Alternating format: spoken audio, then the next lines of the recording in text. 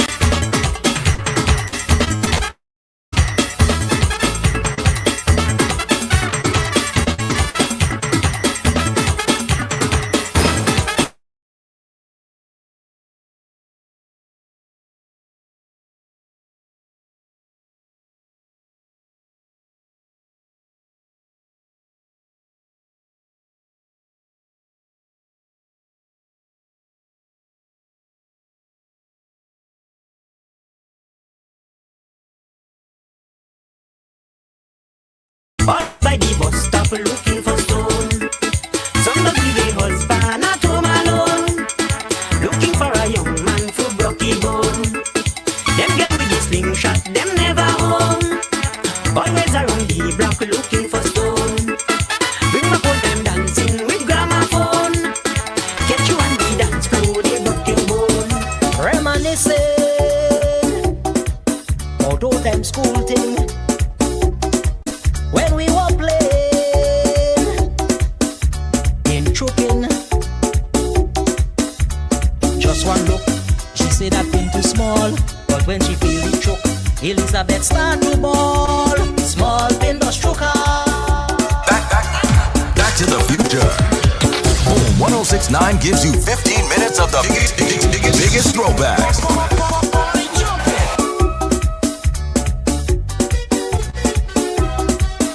Reminiscing, although time school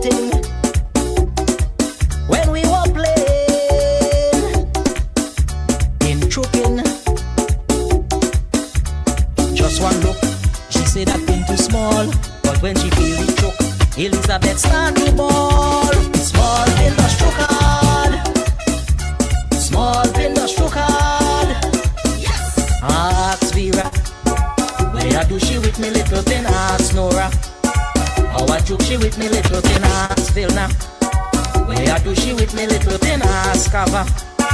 How I took she with me little pin?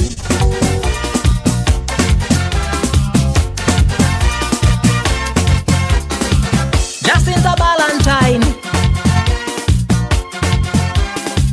that woman could whine every carnival time. She does blow my mind.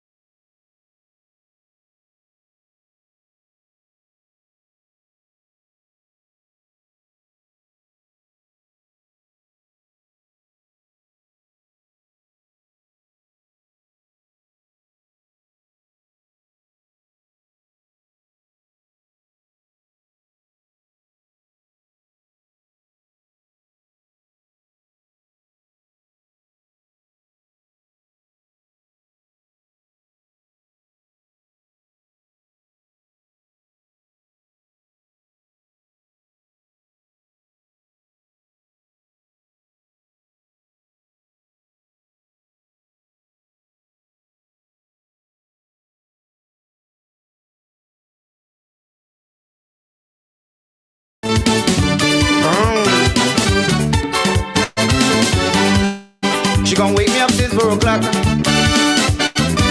Right, on top the dot. She said she born in breakdown. She want me fix it, so she open the bonnet for me to see what's answered.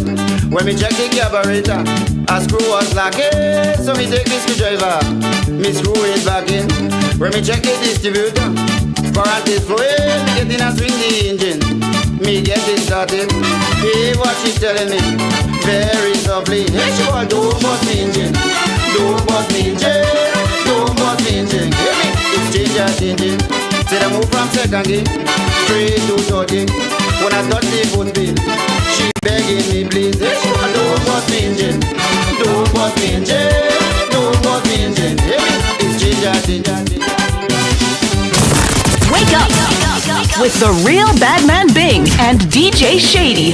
Back to the future. Are you ready?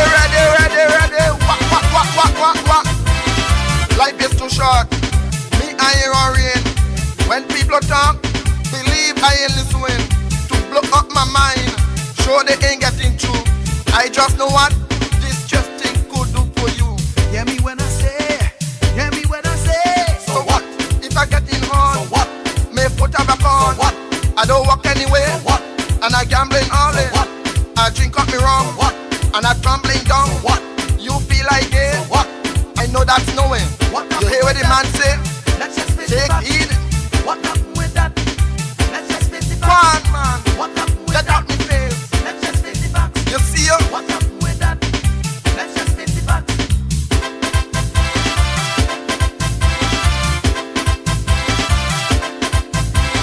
Don't care what you say. Don't care what you try to do. What I know about me is what you will like to know. You try and you try, but still I remain the same. Don't I wonder why you calling me all this name? Hear me when I say, hear me when I say. So what? If me head get involved, So what? And me need lot too small, So what? Me girl complaining, So what? I can't do nothing. So what? If I can't buy name brand, So what? And I can't buy a stand, So what? I was born to be big, So what? And you calling me pig. What happened with that? Let's just face the facts. What Nothing ain't wrong with that. Let's just face the facts. What happened? Hear what the man say, man. Every time I get a woman, somebody always take her and gone. But I ain't gonna stand for this. I'm not gonna take it. I can't get with somebody, woman. I really didn't want it cause confusion. I can't get with somebody, woman. And I know it's going to cause confusion. I take it with somebody, woman. So I don't give it cause confusion.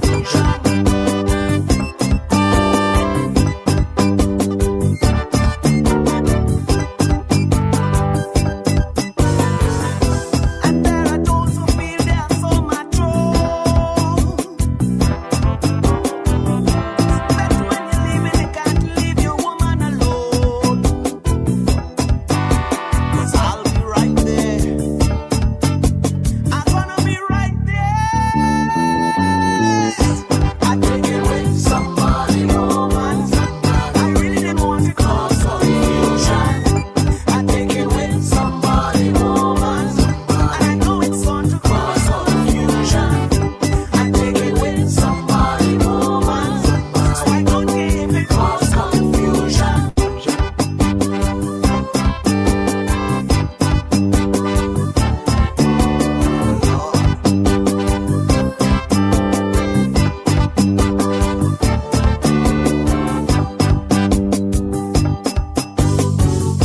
Carnival is a good opportunity for me.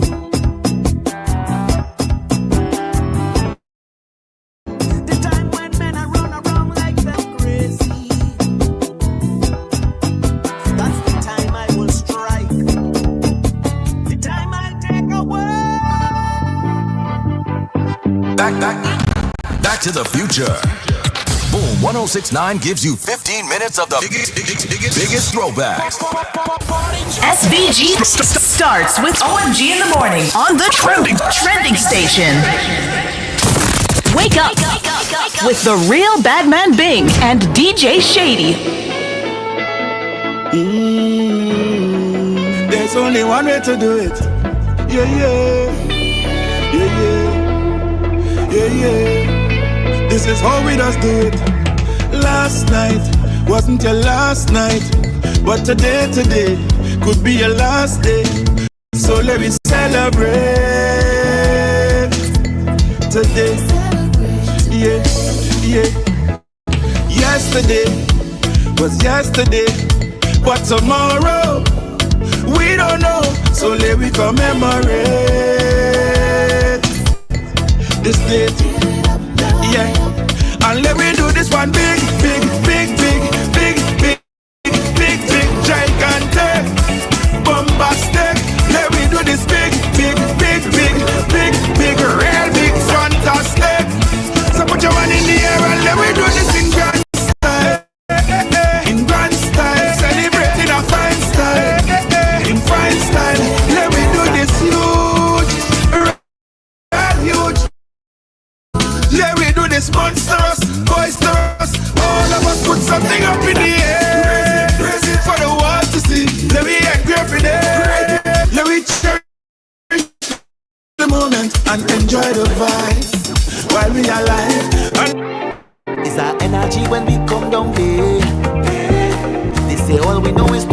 and wave.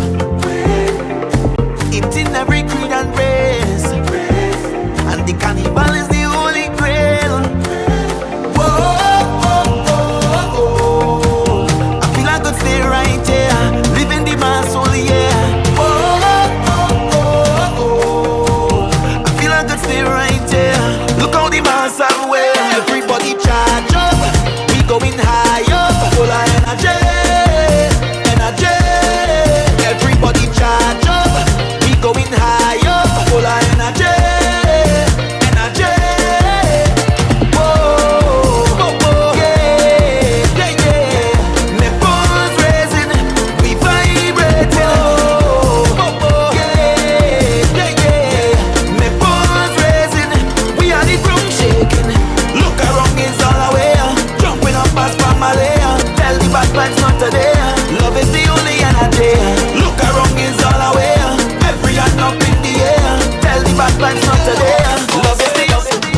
All them gal and them, they get for the big stick. All them gal and them, 2 minutes after 7 o'clock. All them gal and them, they get for the big stick. All them gal and them, they get for the big stick. Keisha Wadi, big stick. Stacy Wadi, big stick. Tracy Wadi, big stick. Kamisha Wadi, big stick. Whitney Wadi, big stick. Tisha Wadi, big stick. Marissa Wadi, big stick. Asha Wadi, big stick. Bounce on it, baby. Wipe on it, baby. Push back on it, baby. Sit down on it, baby. Bounce on it, baby. Wipe on it, baby. Push back on it, baby. Sit down on it, baby.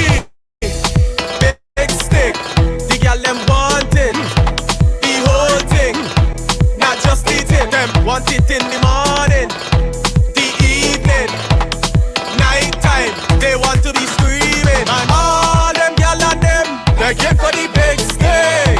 All them gal and them, they get for the big stick. All them gal and them, they get for the big stick. All them gal and them, they get for the big stick. Tina Wadi, big stick.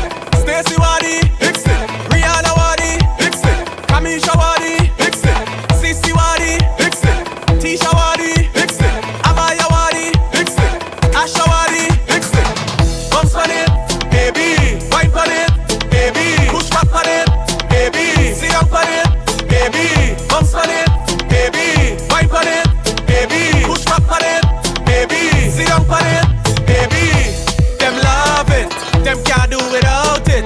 Want it from the house top, want it from the carpet. Mix up the rum with the ginseng. Now I feel like horning. Looking for a thing to link and we go until morning. Mix up the rum with the Red Bull. Now I feel like horning. Looking for a thing to link and we go until morning.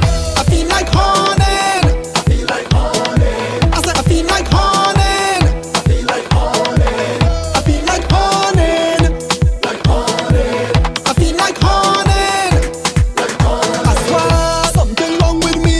Every time I drink I want love up. Yeah. Every time I drink I want love up. Yeah.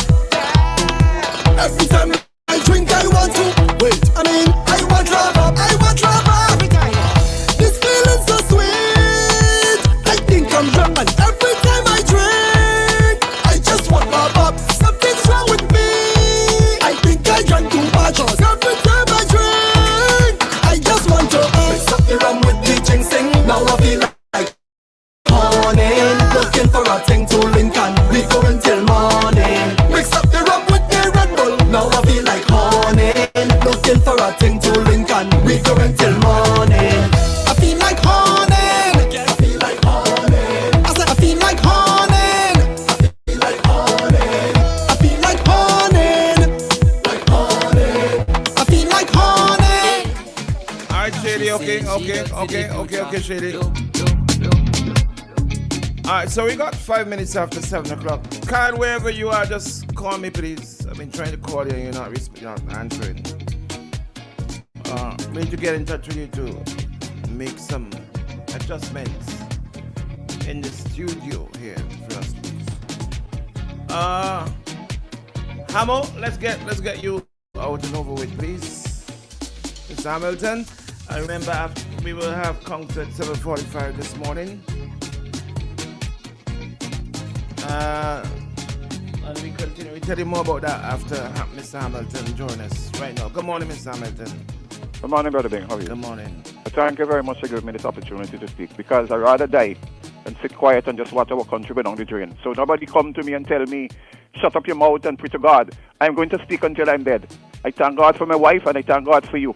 I didn't realize that you would have been that close to me, because in a very early stage, I was reluctant. But when I see the way you behave, so people could judge you and judge me and say, oh, Bing is the worst man and all. But me tell you something. None of the moderators and them, none of the managers and other radio stations. I'm disappointed in Jules. I'm disappointed in Dougie the Freitas. God bless you, Brother Bing. And I beg you, stick with God. I know that Mr. Gonsalves is a good man for you and for a lot of people. They hug him. But is he good because he loves your children and he loves you? Or you get something from him? God take me. Thank you very much. Three things quickly. One, another murder. We are hearing homicide, but I want people to understand that if to make sure that somebody didn't stage it. But whether a guy took his life or not, 17 lives down the drain. And I'm saying I am disappointed that Bailey didn't tell the truth, because he came on here and he said, a homicide, but he didn't tell you. And I told Esther Cook, it's the assault rate, and we had 4,133 in 2023 that gave us that number one. Even with St. Kitts 64 per 100,000, we had 253 per 100,000. So it is that crime assault rate, 4,133 serious crime in this little piece of little rock here. And last year, 4,134 in just July. And you Bailey and these people in the police department still getting taxpayers' money and they're not in front of a crime. That's one. Second thing, I just want to make it clear here that I didn't lie to the public. And so clearly all of the evidence coming out from Kansas to show that a vaccine cannot be administered to the public, even though it is showing good stead. Ask any sensible doctor. So you have to be a doctor to know that. But Dr. Malone, the man with the messenger RNA, Dr. Goodluck and Dr. Murray said so with all the other doctors here. All the other doctors here, they'll tell you that you can't administer vaccine unless you do phase 3 to make sure harmful side effects. So you try them on mice. And you're telling me that Gonsalves and all of the leaders across the wall love you when millions of people are dying? It's murder. It's willful murder. Last one. I'm very disturbed by, and I thank you for this opportunity, for the very devastation of what I heard a few days ago coming from the Parliament of America. And here you have an institution that is supposed to spend taxpayers' money under the best democracy have given out loans for $93 billion in 76 days. And I thank God for the Senator Kennedy for exposing it. How could that be allowed to happen in Great America with checks and balances? And could you imagine with St. Vincent? No checks and balances, millions of dollars unaccounted for. You don't hear Jomo talk about it. You don't hear Weeks talk about it. Under 70, 75, and 76. Call Mrs. Fitzpatrick. I'm not bringing her name in anything. She was the accountant general. And her role, along with Delia Seeley, was to make sure that our monies go through that process. It can't be Friday and Leacock and come in saying a dictatorship spend money. It is against the law. And we should be demanding a serious inquiry into what Mr. Gonsalves did in Just Cologne.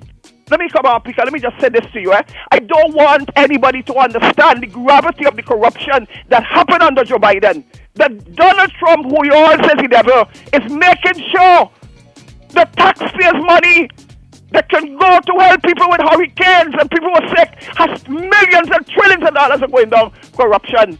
We are the most corrupt country under Rev Gonsalves. And I'm saying we are telling me to tell you all what. Mr. Hamilton, careful you don't defame Anyway, Could I make it clear and again? this Could I? station- No. I know you were telling me careful, but listen, Hamilton, this morning let me this is not a good morning for me, okay? Please. All right? You consider government is corrupt, but you can't be calling people names. I walk All a right? gesture. Hamilton. I walk a gesture. Not in the mood this morning. Not in the mood this morning. And I'm not even gonna apologize. Usually I will, but I'm not even gonna do that. I have enough of that on my head right now. Yeah, as I was saying, at 7:45 this morning, we have Council joining us. At 8:15, we've got Chevron Macmillan from the Prime Minister's office, the press officer. At 8:30 this morning, we've got Mr. Weeks. At 9:45, hopefully, we'll be joined by Dr. Richards. We've not been having him a lot these days. I need to have a conversation with him to figure out, what's the situation. All right? If you need to take some time off, we need to know. All right? So hopefully, I'm not sure yet whether he'll be with us at 9:45 this morning.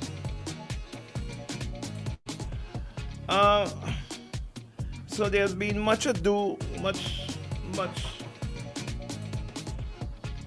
Let me take this. Good morning, caller. You're live. Let me see if I said something wrong. But Mr. Hamilton, no, Mr. Hamilton, I 75. can't deal with that. I can't deal with that right now. Sorry, I can't deal with that. So there have been much social media went wild on the weekend with regards to these Haroon Bay and the names as they celebrated their 40th anniversary. Right? And of course, the first one which dropped that made social media went wild was Haroon Bay with the label Ralph on it. And of course, that went like wildfire. That went Shady. You would have seen that, of course. Yeah. You got it. Yeah. And I was like, okay.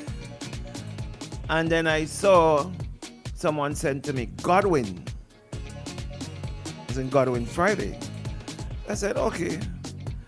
I'm wondering, okay, then why are we making so much confusion out of this thing? The brewery is a business. The Haroon Bay Company Brewery, St. Vincent Breweries Limited, is a business that I have been long associated with. Long associated with. In fact, I have some shares in it. I don't even, not much, but a little thing. Yeah? It is a business, okay? St. Vincent Breweries Limited is not a political institution, association. They're not involved in politics, not as far as I know, because the local shareholders are associated with both NDP and ULP, right? So let me just clear that up with this thing about, I see people saying they're not going to drink Haroon anymore because it have Ralph name. Well, you're not going to drink Haroon because it have Godwin name in it as well too. And it's getting, it has gone past ridiculous now, all right? And I think it started to calm down yesterday when more names started to drop on the label. Listen, we've got much more serious and important things happening in our country. To be fighting up and carrying on about St. Vincent Breweries Limited celebrating their 40th anniversary, 40 years, a significant milestone, right? And choosing to recognize persons who have been involved in the establishment in one way or the other, whether it's Ralph or Godwin, all right, or whoever names that are on it, all right. So let's don't get distracted with that, all right. In fact, I think the promotion is probably working. That is what the brewery probably wanted, and maybe it's working. You know, here I am talking about it, and they're not even paying for it. You know, they're not even paying to be talked about. But that's what they're doing. And they've got a lot of names, a lot of names on it. Some people talked about the fact that the cover, the cap is red. Now, if you know the original color of St. Vincent Breweries Limited, from day one has been red. Just like the St. Vincent Teachers Union, the color is red. All right. Now, red is not owned by the Unity Labour Party. The color red is not a color that was taken to Nemo and registered and say only ULP should use red. All right. Red has been from day one the color of St. Vincent Breweries Limited. If you go down there right now, you would see the flags that are flying saying High Road St. Vincent Breweries Limited. Red. Hyrule Bay, red. Okay? So that's like Hamilton and me this morning. I can't deal with that this morning, all right? So let's move on to much more serious thing. Listen, if you want to do something, hold your own. Buy one, look for your name on it because your name might just be on it. Take a picture of it, make a souvenir of it, drink it or don't drink it, put it up for your children and your grandchildren to see that your name might be on it. Alright? Hold your own, let we drink we own, look for we name, and let we mind we own business. Alright? While we drinking, we are our own beer because it's our beer. Alright? Let's don't bring politics into it, please. Don't bring politics into Hyrule Bay. Politics is involved in everything else. Everything. We're going to bring politics in Hyrule Bay because it have two names on it, Ralph and Godwin. Please, let's move on from that. Let's move on from that, please. On the weekend, as well too, my son, James, who's here from university, he's got a long break. Right, his university break started early. So he's home. If you see me, driving around with him, I'm just spending quality time trying to soak up as much as I can with him while he's here, before the others get here. Yeah? But something happened on the weekend. I'll pull it up. He woke me up. Came and he woke me up and he said, Daddy, with tears in his eyes, and like really devastated.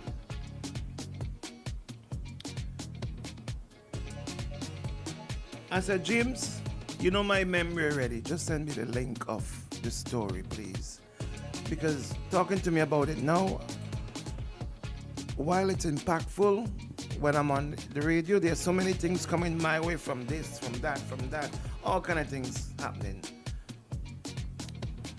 And he put this on my phone. Hang on. And I'll tell you why it's important to not just James, but it should be important to a lot of us in the country. Young man death reportedly of self-inflicted gunshot injury. Police have responded to a report that a young man in Lomans Windward died Sunday evening last night, reportedly of a self-inflicted gunshot injury.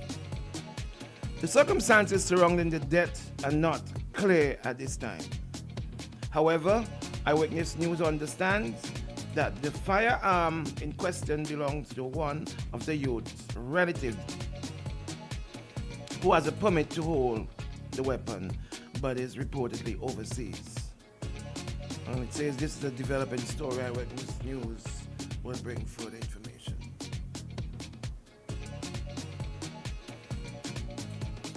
Self-inflicted, in other words, committed suicide. Self-inflicted. Now, why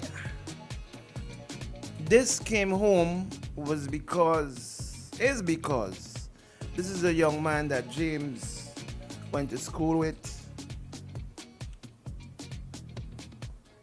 was in class with, went to grammar school, then went on to the community college, and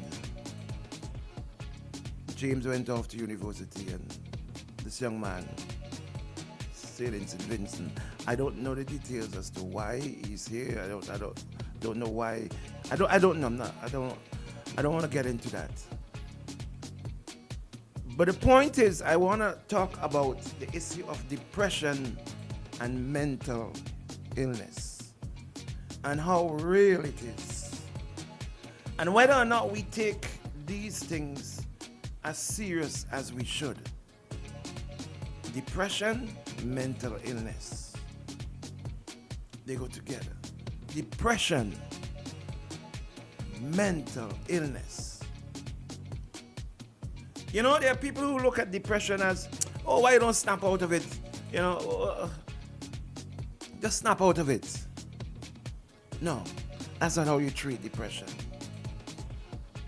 Depression is too much of a serious problem to be treated as saying, just snap out of it, or carry them to, as we call it, mental home and give them an injection.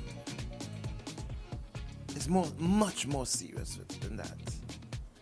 Depression is more serious than having a country without proper personnel, having a psychiatrist to deal with people who are trained to handle depression and to know what to do with people who are suffering with depression. Listen, folks, depression is real. And I can tell you that because I have been a victim of depression. And I've been real bad. I went really deep into depression. And it's that same James who helped to snap me back to reality.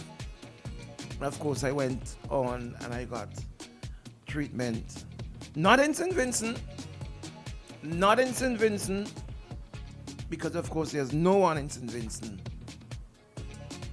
who offer help, proper help where depression is concerned. And it is sad to see young people reaching to that stage in their life where they feel they cannot go on anymore. For whatever reason, I don't know, I'm not going to speculate. Where they feel that the only way out is to commit self, according to the story, inflicted gunshots. Where a perfectly healthy young man, the same age as my son, will feel that the only way out of this situation is to take his life.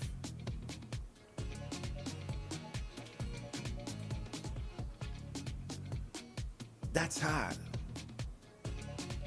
The only way out, and that we don't know how long he has been suffering, struggling with depression or mental illness. I don't know. I don't have the information. But for him to get to that stage, for you to pick up a firearm and take your own life must be something.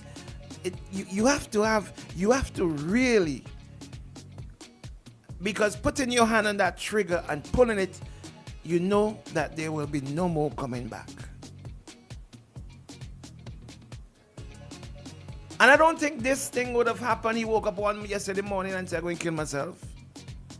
I don't think that's what happened. I think that there would have been triggers before there would have been, this thing would have been something that have been building up and building up and building up in him. But because we don't have the proper personnel, the government of St. Vincent and the Grenadines have not seen it fit. Whether they can't find one, but you can't tell me we sending people every year, we giving people scholarships, hundreds of thousands of dollars in scholarships to go and do law, doctor, engineer. Every single year, communication. Every year, the same thing. Lawyers, lawyers, lawyers, lawyers. And we're turning them out. We're turning out lawyers, lawyers, lawyers. But we cannot see it fit. Up to now, to have our homegrown, trained and qualified psychiatrists. I know they don't come, they're like a dime a dozen, but after so many years, and you may not think that this is an important discussion. It's not a sexy discussion. It's not a bacchanal kind of a discussion. But think about this morning, that parent of that child, the father or the mother of that young man. You know they say, a parent should never put in a situation where they have to bury their child. It should be the other way around. If that it has to be. And could you imagine the agony the parents of that child, that young man will be going through this morning? Self-inflicted. Took his own life. And we may never know. But depression, mental illness is real. There are a lot of people out there walking around and you see them, you think they're looking fine and everything is good and everything is great with them. But inside they're struggling, they're suffering. Mental illness, depression. I can tell you about it. I can spend all morning talking to you about it.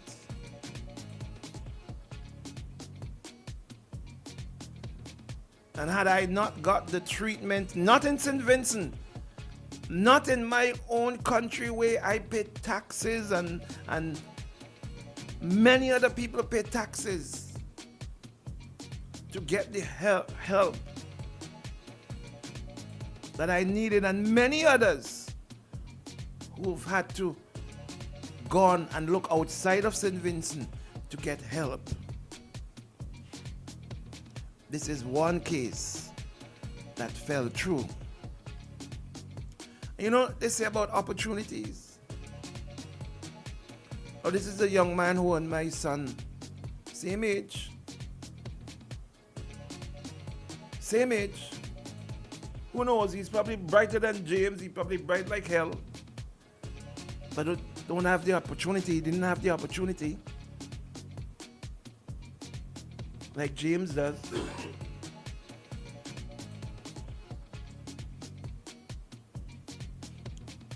And in St. Vincent and many other islands, it's where you're at in your life and the opportunities that are given to you. Because we have a country that every year we focus in turning out lawyers on the conveyor belt. Lawyers. We're giving scholarships for lawyers and more lawyers and more lawyers. Not even as much doctors, because we have to import doctors. But we have a conveyor belt of turning out lawyers, scholarships? Lawyers.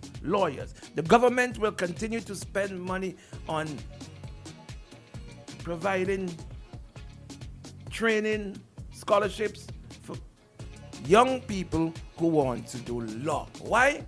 Maybe because they look at us as a criminal society, a criminal element. We will need to have a lot of lawyers. I don't know why. But after so many years,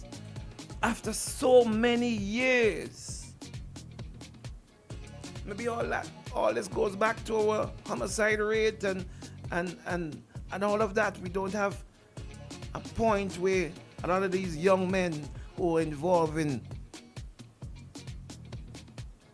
crime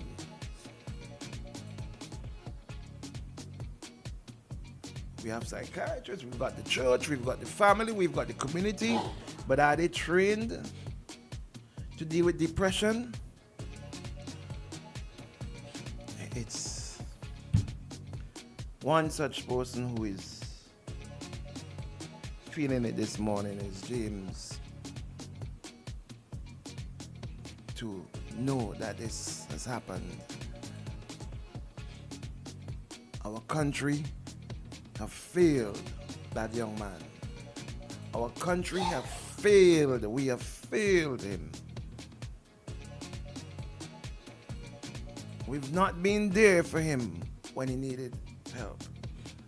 And so, for whatever reasons, I don't know the details, he chose that pathway out. Let's take some commercials and we come back. When we come back, we got Council joining us. Let's go, Shady. Take some commercial break. Let's take some commercial. OMG in the morning. Give me Calypso. Let's go! Boom 1069, the sound setter of radio. Ain't got no one that back calling me splurge. Why me jump right off the curb? New year, different lane. We gon' spin and kill everybody. And we telling now. Bend that over, let that breathe. Shake that. Boom 1069. Hands on your knees. Unleash the sound revolution now on Boom 1069. You're watching IKTV, channel 112. It's all about you.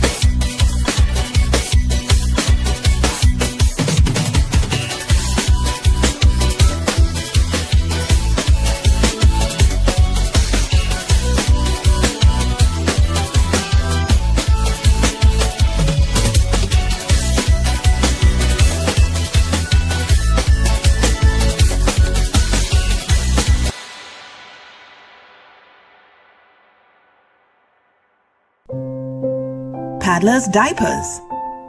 Paddlers for comfort, care, and cost. Absorbent, long-lasting diapers for babies and adults. I will only give my loved ones the best. Paddlers are available at Lanes and selected distributors. Lanes, the family store for value.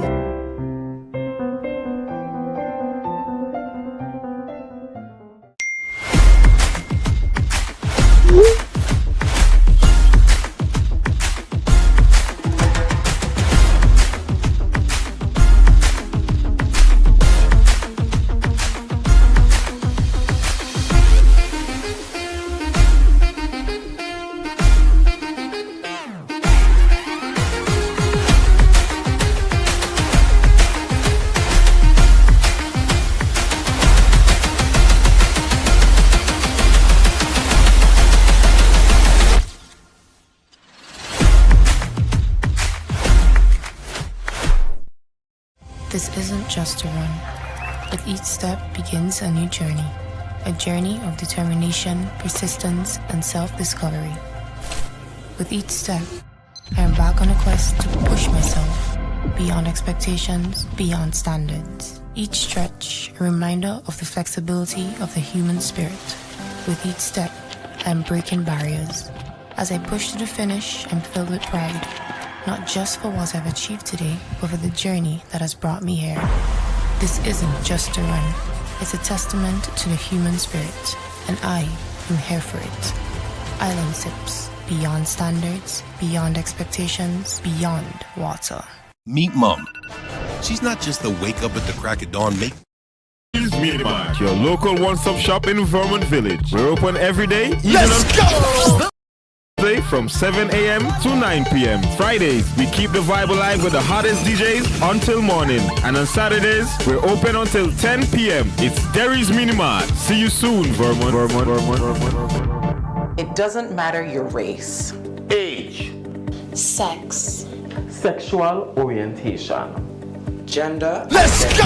Boom 1069, the sound setter of radio. Young got no one that back calling me splurge. Why me jump right off the curb? New year, different lane. We gon' spin and kill everybody. And we're telling now. Bend that over, let that breathe. Shake that. Boom 1069. Hands on your knees. Unleash the sound revolution now on Boom 1069. You're watching IKTV, channel 112. It's all about you.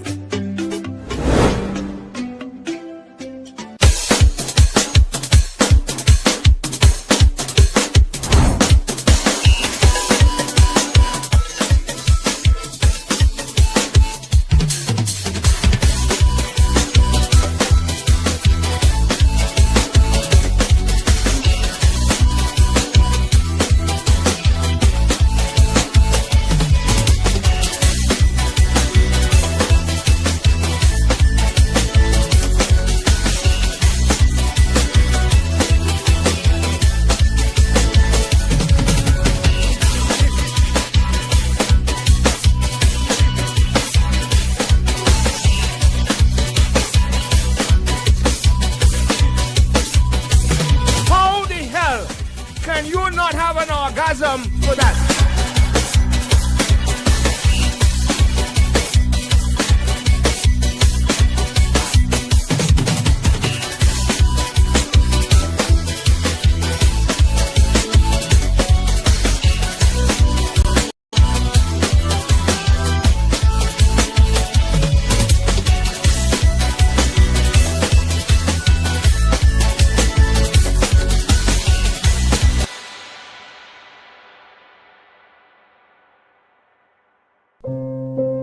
Paddler's Diapers. Paddlers for comfort, care, and cost. Absorbent, long-lasting diapers for babies and adults. I will only give my loved ones the best. Paddlers are available at Lanes and selected distributors. Lanes, the family store for value.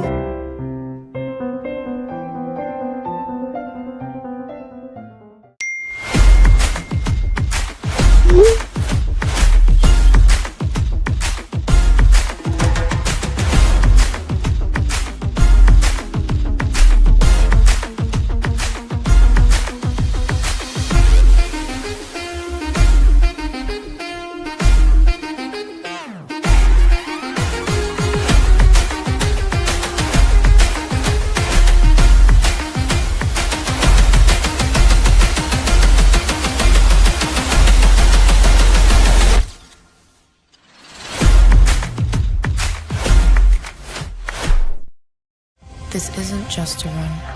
With each step begins a new journey. A journey of determination, persistence, and self-discovery. With each step, I am back on a quest to push myself beyond expectations, beyond standards. Each stretch. Boom 1069.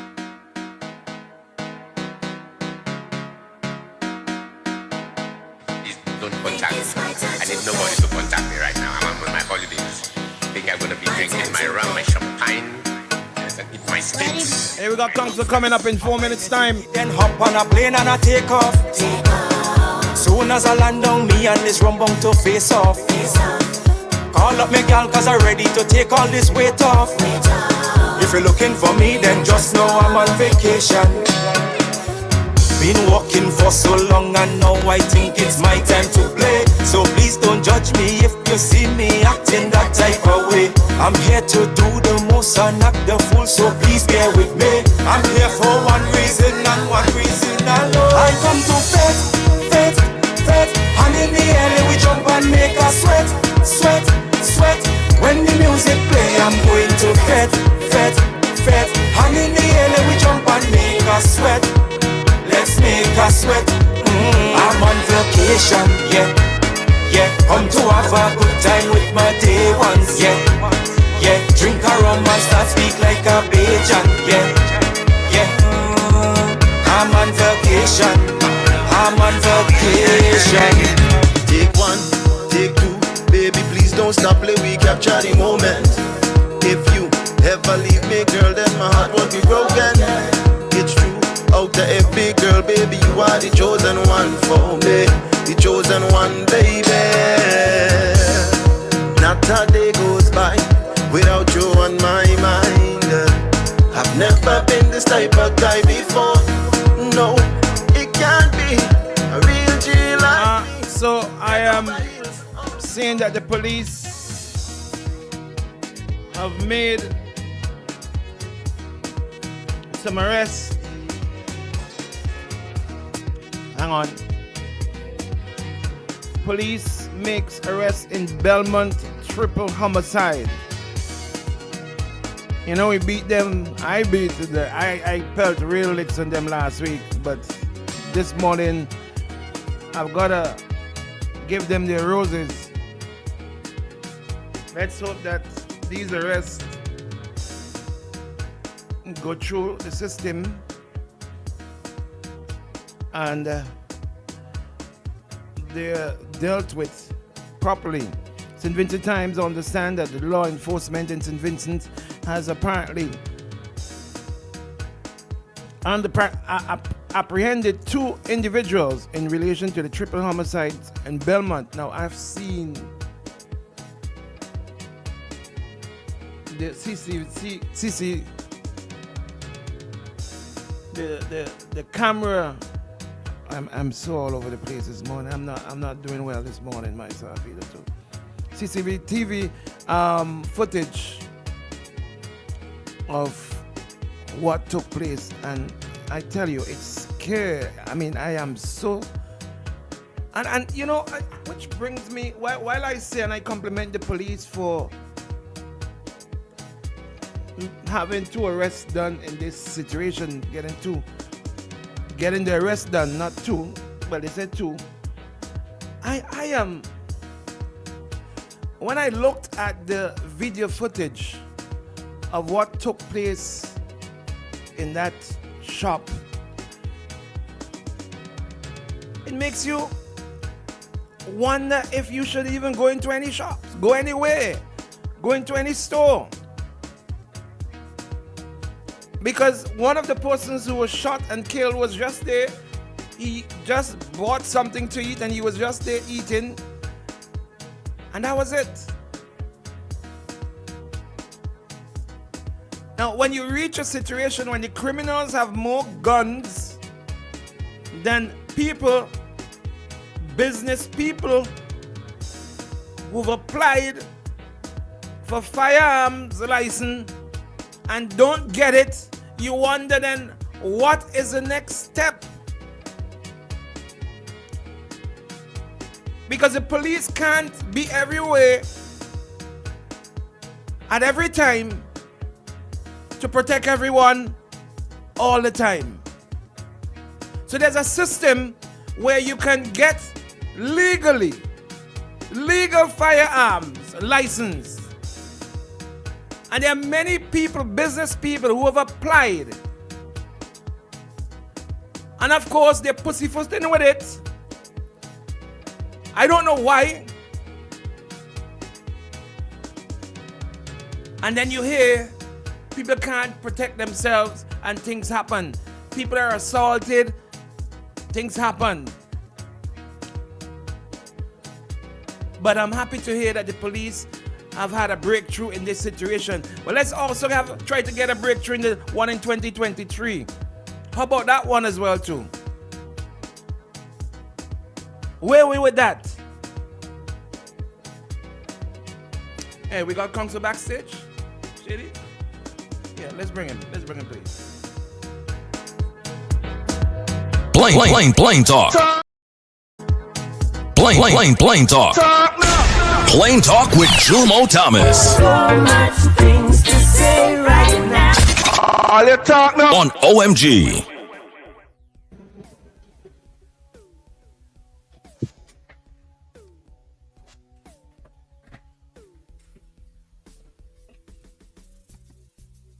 Good morning to you, Council. Good morning. Good morning, Bing Joseph. Good morning, Shady. Most of all, good morning to the listeners of Boom FM. Being like you, I think it's a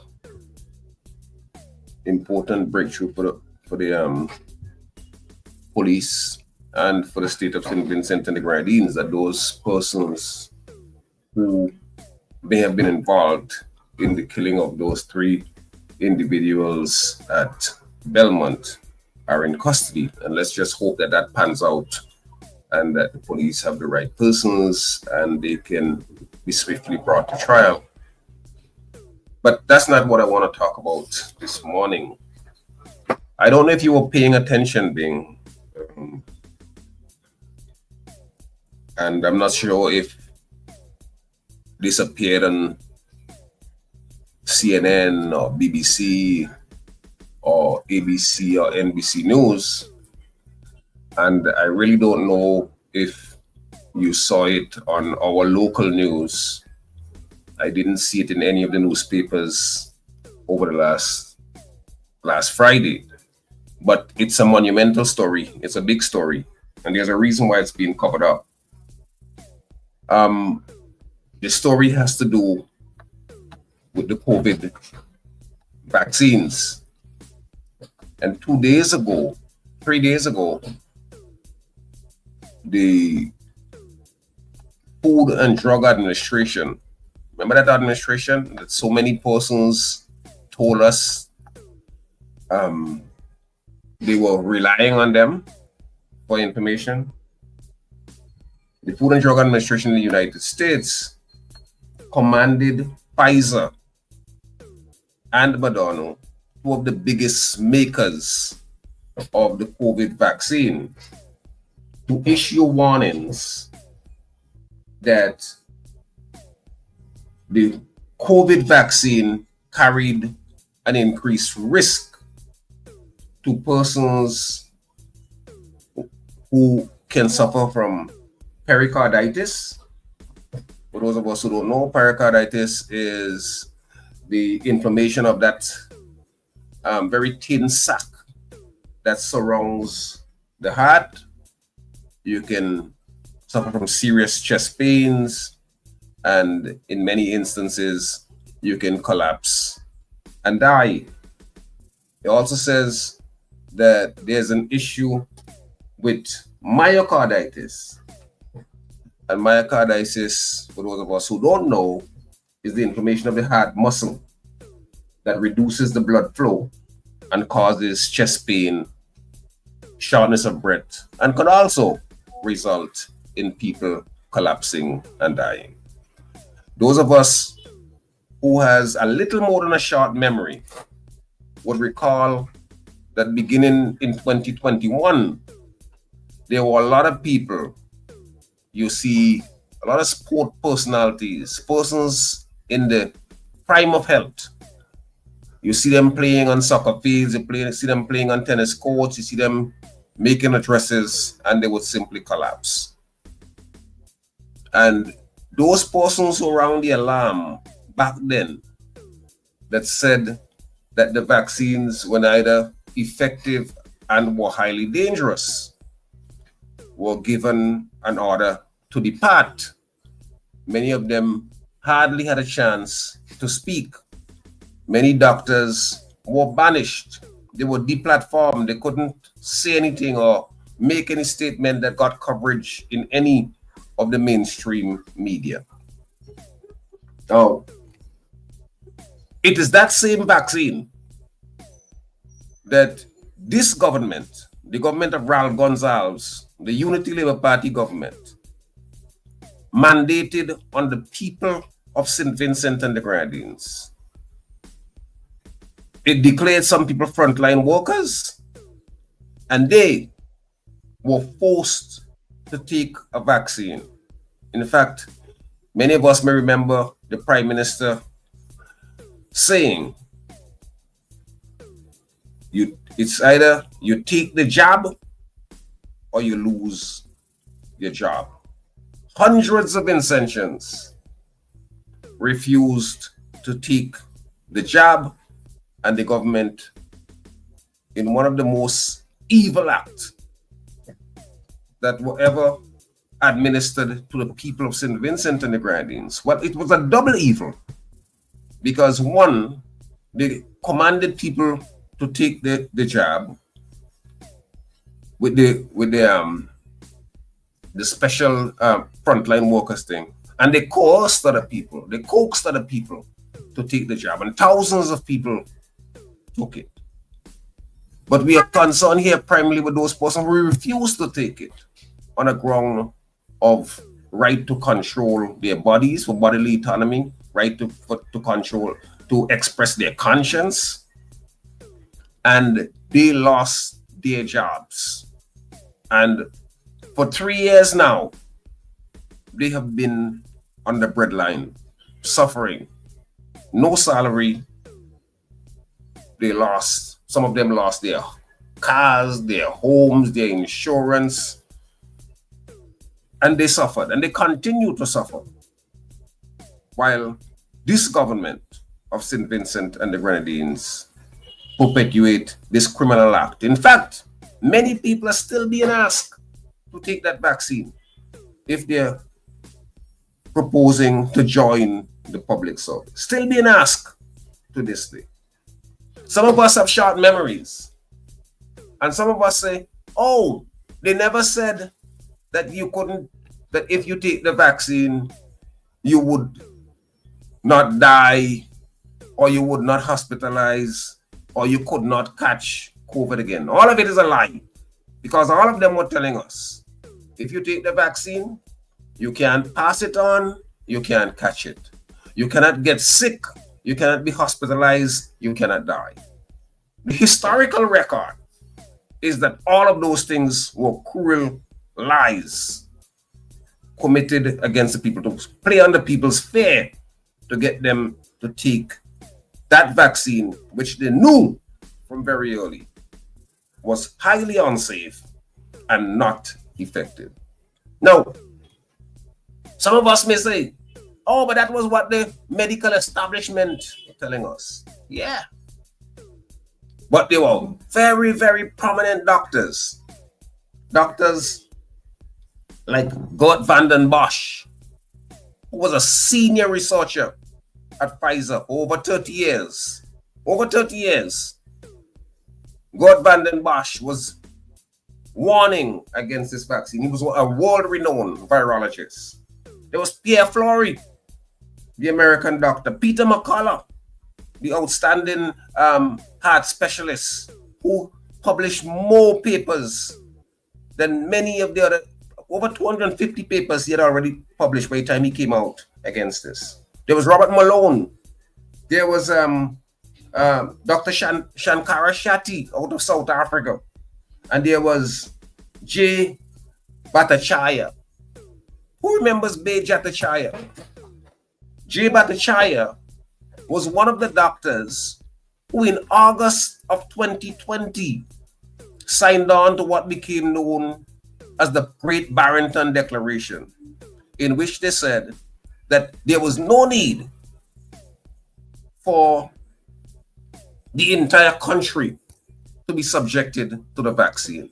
That if any benefit at all, maybe it should just be given to elderly people, that you shouldn't close down the society, you should let people carry on normally because the virus was not as deadly as it was being made out to be. In fact, that proved to be correct. That of all the persons who became contaminated with the virus, which there's clear evidence that it was manufactured in a lab and deliberately spread, of all the persons who became contaminated, over 99% of them recovered.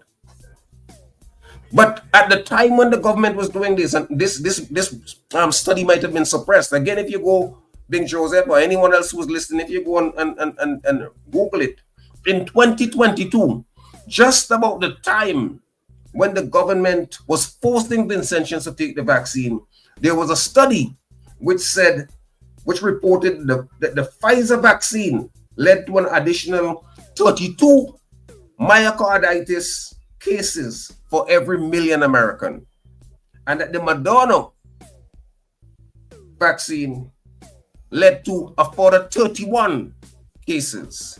In 2022, they knew. So imagine if you have 29 and 32, that's about 60 cases in people, persons between the ages of 18 and 31. Young people were made to suffer. Many of them died because of the insatiable appetite of these companies in conspiracy with many of the governments across the world, including our government, to make a profit. Now, it is clear that this government of Raul Gonsalves joined, and remember, in St. Vincent, our government was the only government that had the draconian policies across the region. We decided that we are going to go rogue. Ralph Gonsalves decided he was going to go rogue. Remember, the week before we instituted our mandate, Gaston Brown, Prime Minister of Antigua, decided that he was not going to go forward with this, and he cancelled the order which says that Antiguans must take that vaccine. But here in St. Vincent, we went rogue. Every other thing that could have been used to assist, to help people, were banned. Remember when we were told that some of us were Google doctors and Google specialists? And what are you doing your own research for? Where you don't depend on the persons who are trained and qualified? Remember? And all of them were liars. By the time the vaccine mandate case came, as we saw in the affidavit of the chief medical officer, Dr. Keza Beach, they had already known in July of 2021 that someone who had taken the vaccine had died as a result of taking the vaccine.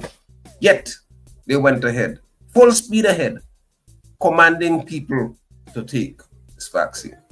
And I do not want Vincentian people to ever forget. They must never forget what this government did. And this is not just the persons who lost their jobs because they did not take the vaccine. It is the persons who took the vaccine because they wanted to keep their jobs. It is the persons who, out of fear, the fear mongering that, oh, you can carry home virus and kill your mommy, and we have to protect the children, when the evidence had long been in that children are the least likely to contract the virus and the least likely to transmit the virus. But they were also coerced. Children as young as 12 were made to take the vaccine. And all of you, all of us, know of brothers and sisters and mothers and aunties and tanties who are still suffering to this day from all kinds of maladies as a result of having taken the vaccine. Many of us know people who died as a result of taking that vaccine. And that all comes back to the conscience of Raul Gonzalez. Because I doubt, had he not been there, bullying all of the others to do as they were doing, those younger guys, I would have taken a different position. I feel very confident of that. Because they may have followed what was happening. But they were led like sheep. People were led like sheep. And this government, when the time comes, in a few months, when we have a next election, must pay a heavy price. And I'll talk about this time and time and time again in the run-up to the election. They must pay a big, heavy price for forcing people to take a vaccine that they knew. And how do I know that they knew? I know this government is headed by a man who is a voracious reader. It is headed by a man who, whatever else you say about him, would go in search of information. So just like I can tell you about Gert van den Bosch and Pierre Flory and Peter McCullough and Peter Alexander out of Trinidad and Robert Malone and Jay Bhattacharya and Dr. Shankara Chetty, I know that he knew of them. And the only reason why he would not know of them, it is because of willful ignorance. But the same Jay Bhattacharya, who they chased out of town and he almost lost the job at Stanford. You know what his position is today? He's the head of the National Institute of Health in the United States. Same Bhattacharya, outstanding professor at Stanford, who they deplatformed and chased and said that he do nothing. He's now the head of the National Institute of Health. So sometimes you have to take the road less followed.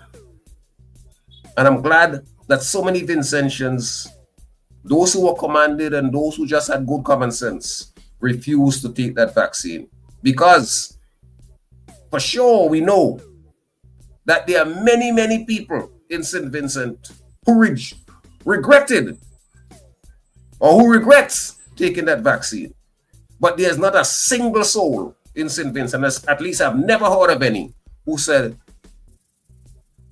I regret that I did not take the vaccine. Ask yourself why. That's my take for this morning, Big Joseph.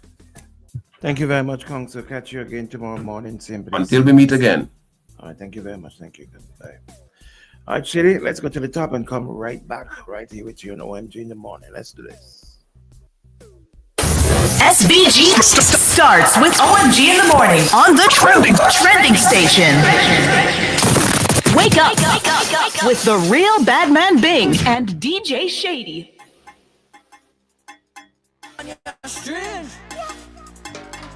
Wet them.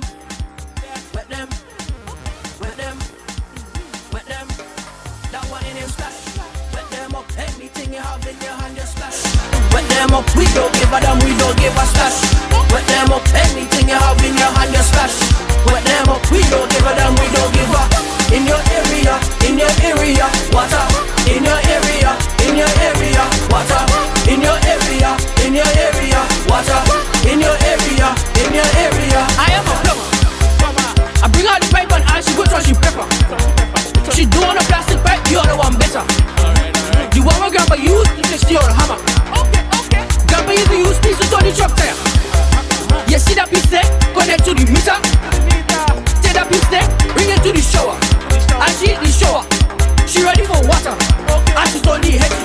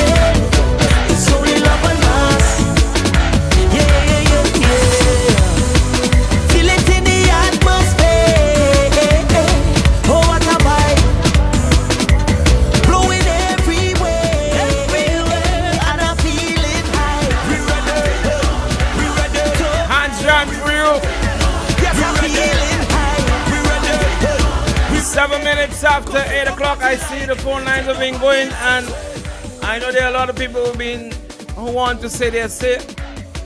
So, sorry I missed the calls. Well, not sorry, but we don't take calls right after the top. So, you can call back now, those of you who wanted to call and whether respond or comment on what Council would have said in his commentary about the vaccine mandate, persons out of work, and all of that. Everybody know I took the vaccine. And I said, if they bring it in a glass, I would drink it. Because I know what my situation is, was. I am one of those persons who have underlying conditions. So I had no choice but to take it. And nobody could have sent me home for not taking it. My only apology, my only sorry is that the persons should be given back their jobs right now, because we are no longer in that situation. Those good persons, morning. Good morning. Hold on a minute for me, please. Those persons, let me just finish up what I'm saying. Those persons who are still at home, they should be given back their jobs, in my opinion, with full benefit. And if they don't, the government will pay a heavy price for that. Heavy price. Good morning, caller. You're live. Good morning, Bing. Good morning. Just now you frightened me when you was talking about the youth man taking life again, then you say, the how he lose life, and then they say, boom. But then you have no, you black out a while, and then you're going to can I have this skill out there? But get thanks and praise, you know what I mean? Yes, yeah, man, everything good. You're welcome, yes. Well, council and tell them what's happening now. Them supposed to pay the price. So now I'm there wonder what go on and watch and see. Very true. Yeah, man. Yeah, the council and tell you already they have to pay a heavy price because them have disrespect people in a big way. You know, see me? 20-something years and they do nothing at all in Montreal. Nothing at all. Nothing at all. So now one day I go on. I'll go and see. You would go down to money gutter, you know how long that road is to fix. You know how long? That road go down to money gutter being less something happening in low months. But this African low months at least 2-3-4 hours. So all them people went to go coming from the world. Why the escape road? 25 years the government in power and they can't see that on the TV. We don't wait for a time for them to go to the office, a time for them to go to the office. All of them, all that bun of them. Right. None of them is no use. All right. Thank you, my brother. Thank you. Have a good one. All right? Yeah, man. And I'm going to say something about what you just said, all right, as well, too. I'm going to follow up with what you said. All right? Thank you. Yeah, man. Give thanks. Give thanks to you. 451-1069, 451-1069. If you want to call, you can call us on the WhatsApp at 455-1069. Now, we got a couple more minutes before the press officer comes in at 8:15 this morning. You know, I am tired. I am not just physically tired. I am tired. I'm just tired of it all. Caller, good morning, and I'll tell you why when we come back. Good morning, caller. Good morning. Good morning, good morning. It's always trumpet why you say you go drink it in a glass again with your throat yourself. I'm going to call you trumpet with all the evidence. With all the evidence. Spencer. And you tell me I'm going to get in a champagne glass. Did you hear what I said? What exactly did I say? What I said? Yes, you say if they bring it again, you will drink it. I should just cut you off for your dotishness because like wax breaking, stick breaking your ears. I said I was one of them who said if they bring it in a glass, I would drink it because of my underlying condition. I didn't say I would do it again. So like wax breaking your ears, wax and a big stone through in your ears. You only listening for what you want to hear. That is your problem. I hear you. Hey. Anyway, and the issue what Jomo said. I mean, Jomo got all the facts down pat, right? But I tell you what. You see what I keep saying it, and people keep hearing me saying it. You see what the government did? I can't forgive these guys because Bing, you know when I was home right after the New Year's, people coming to me, you know they want to apply for nursing job and they want to go in the services, and they're still telling them to take this stuff despite all the information out there. Right, look at Pfizer. Look at Moderna. This is still a policy of the government. No, still. Yes, That's yes, crazy. but so, and it's true. No, I thought Jomo was speaking of the past. I didn't know you were speaking of the present. No. The government should be concentrating on reinstating people, giving back their job with full benefits now. I mean, like, come on, people are struggling. What the hell? Yeah. Anyway, sorry, you go on. Hurry up because you're near 2 minutes. But that was my main issue, you know. That was my main issue. Why I'm so mad with these guys. Just admit that you're wrong. You made a mistake. All the evidence is there to show that you made a mistake. But just what? You bigger than everybody else? You got more brains than everybody else? All the professionals who are in the industry? Do you know, Bing? 90%, 90% of the funding. Yeah, Jomo talk about Stanford University. All the medical journals and all the medical universities around the world, 90% of their funding comes from Big Pharma. 90. So what do you think they're going to do? But the point is, when you screw up, you say you screw up. But all people ransom for something, all because you had the ultimate power to do it. Listen, I ain't putting up with that. Any government that instituted All right, buddy. that instituted mandate. We gotta go now. It's now should time for lose the the segment. election. You can call back after the segment. Oh, okay? should lose All the right. election. Thank you, buddy. Thank you. All Cool. right. Thank you. Cool. All right, it's now time. Let's bring him. Let's bring his intro. It's now time for him for the doctor.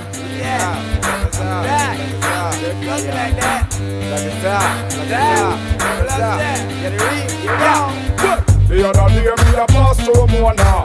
Woke up on a nice girl named Ramona. It's now time. Let's dance, folks. Let's dance.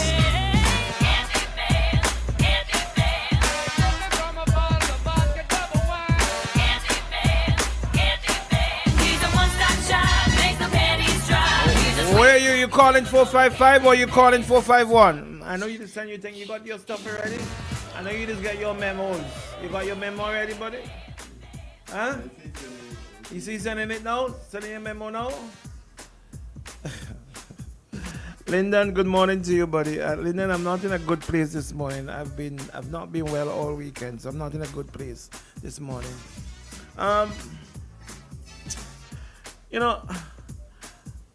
I am tired, and I'm at a place where now where I'm saying I'm tired and fed up of this government. For security purposes. For security reasons. And I hope you're listening. For security reasons. I am tired. I am tired. A government can't provide security to its people, proper health care. That's it. That's when you know you as well, you're tired and you run out of you can't get the little things right. If the government can't get the little things right, and I hope Ras Moses is listening. The government can't get the little things right, like security. Look at where we are. Look at what's happening in here. Every morning we come in. Look at where we are. You're driving down the street and you see fellas like they want to run out. Like you antsy. Everybody's antsy. I'm antsy. They're antsy because I drive different vehicles, so they don't know if it's me. And then it's crazy. It's crazy. No police officers on the streets as we were promised 1,000,000 times, and they come, they spend a week, they put up some cones and they disappear. Anyway, boss, we ready for your 4551069. or 451-1069. Come, let's go. Remember, we got Mr. Weeks coming up right after at 8:30, so we don't want to encroach on Mr. Weeks' time. Let's go. Press officer, let's go. I've been having it coming my way all the way it's like every week something new. What's he doing? What is he doing? He sent you the stuff? He didn't send you anything? Well, could you reach out to him and find out what's going on? I ain't for him.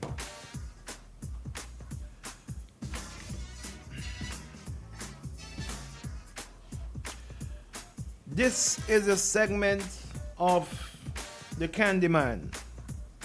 This is the segment in which we have the press officer from the Prime Minister's office, and we shall wait.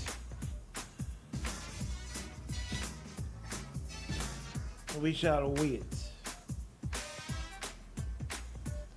I am tired. I'm not in a good place this morning.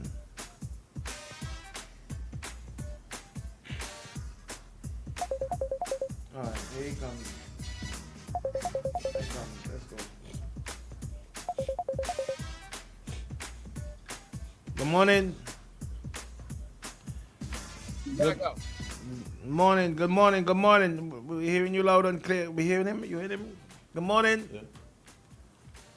You did? Yeah, man. Yeah. I don't know what's wrong. I'm not getting you when I call direct. I've been trying. I'm getting this message. I'm getting a network message. I don't know why. Oh, well, other people have been getting through. I don't know where you're calling from. Other people have been. The last caller just called on the direct line. So I don't know. I don't know. Yeah. I'm getting a. But it's clearer when you call, unless you have videos or anything to run. It's clearer when you call on the WhatsApp. It's much clearer. So let's go. Go ahead. Start with your Zaga, and your comrade Shady and I'm not in that kind of mood this morning because of something that transpired on the weekend. I'm very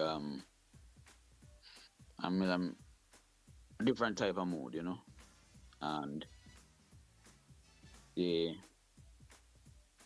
incident with the young man there who supposedly took his own life.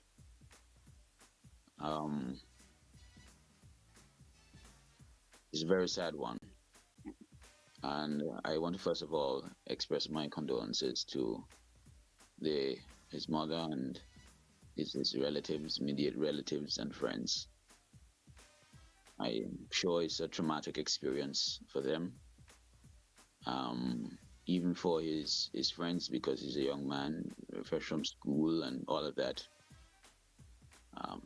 It would be something traumatic. When an older person dies, you miss them, but you sort of expect it, as age progresses.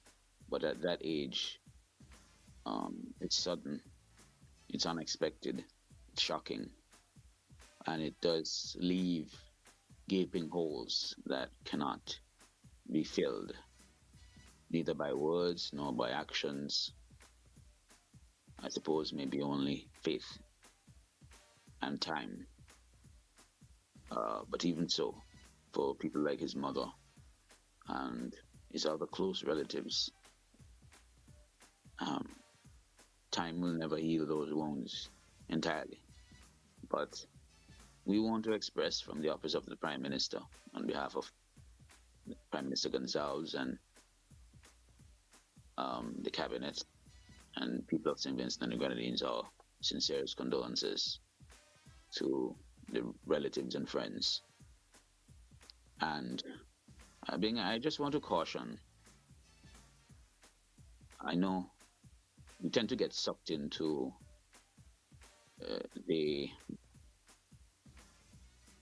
this whole spirit of now, and everything should be now. But I just want to caution us. It might be okay for us who are disconnected from the family and from the tragedy to all discussions. But I'm very sure, having been close to similar situations myself, that these discussions don't help the grieving. In fact, they only serve to aggravate the situation. And all of the speculation that's taking place and all of the discussions which are seemingly moving towards a political nature. I just want to caution that we try to remember that there's a family that's grieving. And you know, when I was growing up, the older folk would say, the individual body not even cold yet, or they're not even in the ground yet. And there was a certain amount of respect that you would pay, both to the deceased and also to the grieving. But you don't say certain things, you don't do things that would aggravate the process of grieving. But we're in a different dispensation, which I understand. And, you know, everybody feels like they need to have an opinion, and that opinion needs to be aired, regardless of how anybody else feels. But I want to propose this. At this moment, the only people whose feelings matter are his mother and his grieving relatives and close friends. The rest of us, you know. So I just wanted to say that let's try not to go down this rabbit hole of, you know, just having these wild discussions and speculation. We don't know what happened. And imagine, put yourself in their shoes right now. Imagine you have to go to town, or you have to get in a bus, and the bus is playing the radio. And this is what you're hearing on the radio, but you're grieving. You know, it's not helping. It will not help. And this thing called life is a revolving door. It goes around, but it also comes around. And we're all going to be in a situation at some point where we're grieving. Where we're grieving the death of a close one. And none of us would appreciate that it would be made a public spectacle of in such a manner. Just wanted to say that. So that we have some guidelines, some guardrails on whatever discussions take place going forward. Outside of that, I want this morning to give some words of encouragement and congratulations to our police who have been doing excellent work. I mentioned this a few times over the last few months, and I want to come back to it. I want to circle back to it this morning because there have been a lot of sleepless nights, I know that, for our constabulary. There are a particular group of men within the constabulary who have been going above and beyond, and we're seeing the fruits of their exploits in that regard. They've made certain arrests within recent times related to certain activities and the commission of certain crimes. And I really, really want to take this time out to show some appreciation.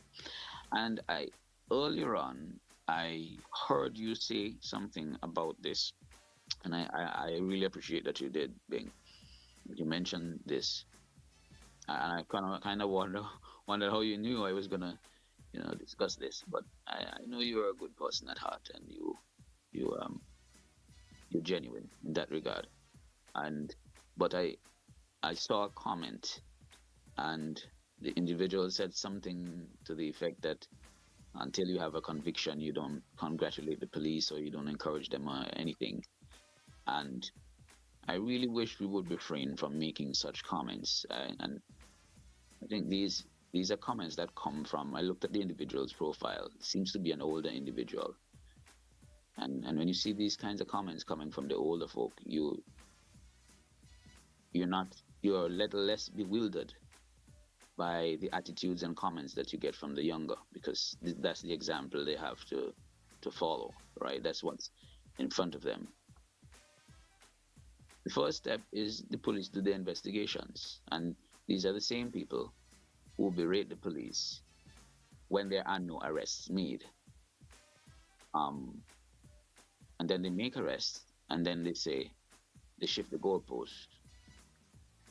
They're doing their work, you know. And sometimes the police do good work, and they don't get a conviction for one reason or the other.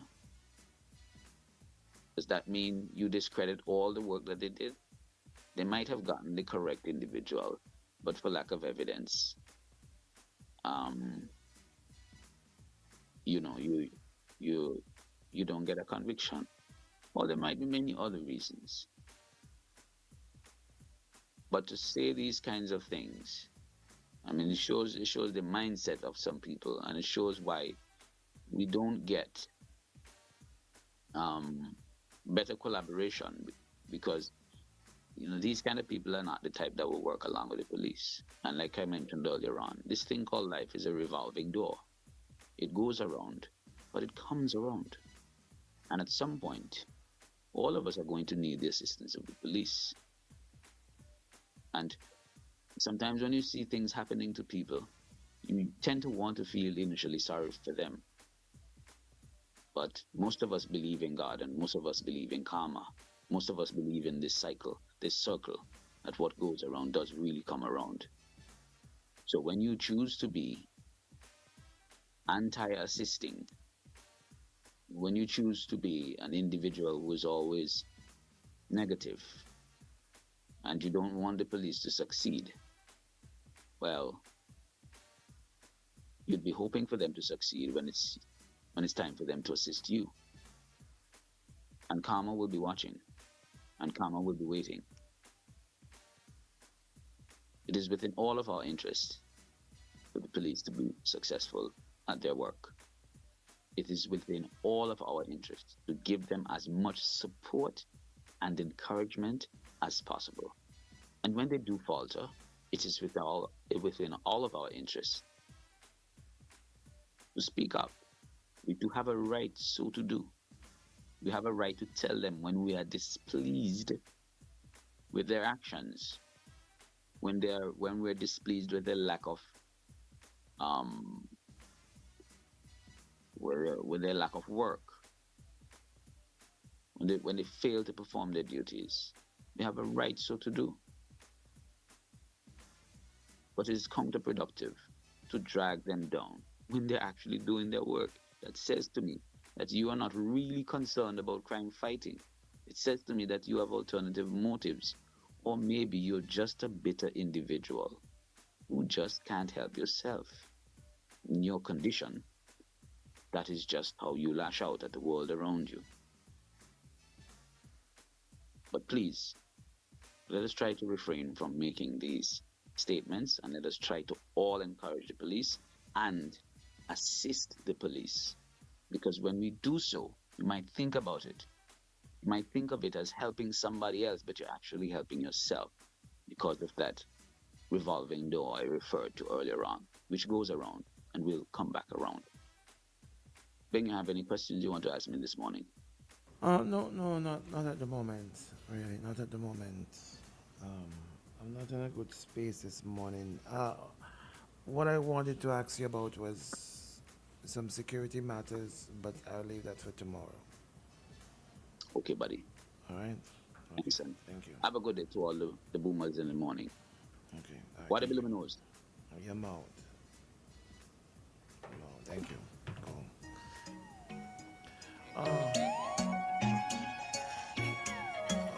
We'll take a commercial. Oh no, we got Mr. Weeks. Let's jump straight into him. Sorry, let's jump straight into Mr. Weeks. And when we come back, we take a commercial break. Then we have a special call to come in as well too. Mr. Weeks will go up until about, well, later. Let's start him now. Let's start Mr. Weeks now. So that's time to connect with the most loved man on radio. Sir Lancelot is in the building.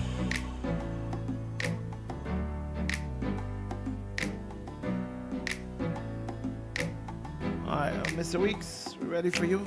Here he comes. Good morning to you, Mr. Weeks. Good morning. Good morning, Sir Dwight. Good morning. Good morning, Shady. Greetings, listeners. Morning, Shady. Greetings, listeners. Bing, I want to say something. It's slightly more than just. And this is how it goes. This radio station is the best thing in the world, and so too is Bing. Thank you, Bing, for giving me an opportunity to talk on radio. Bing, I beg you to keep me on here forever. And Bing, if you were my God, that was a simple prayer. That's what those who study theology explain how you construct a prayer.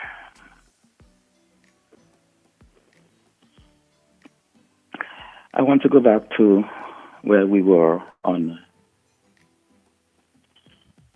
Thursday, the last time I spoke here.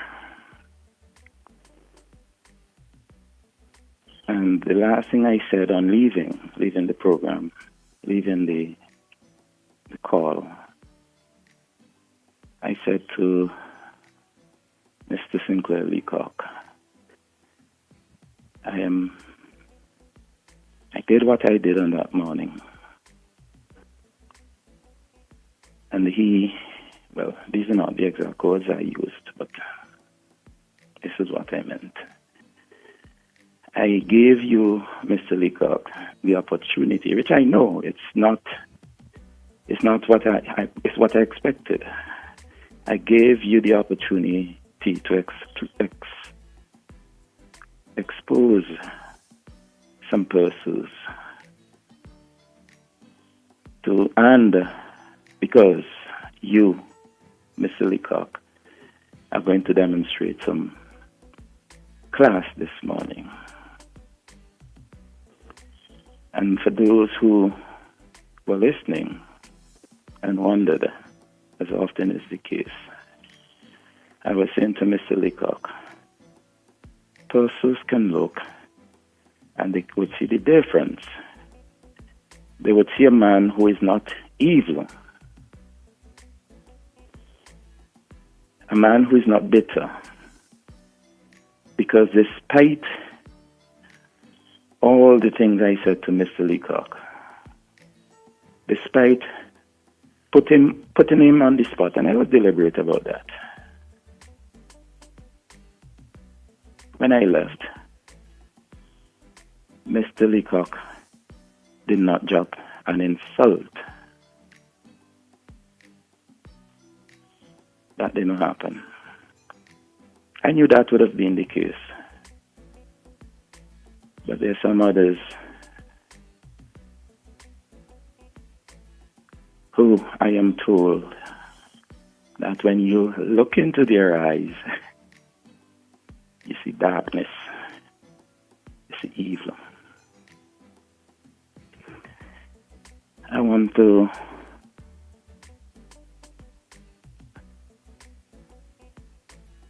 go back to, again, last Thursday's, my contribution here last Thursday,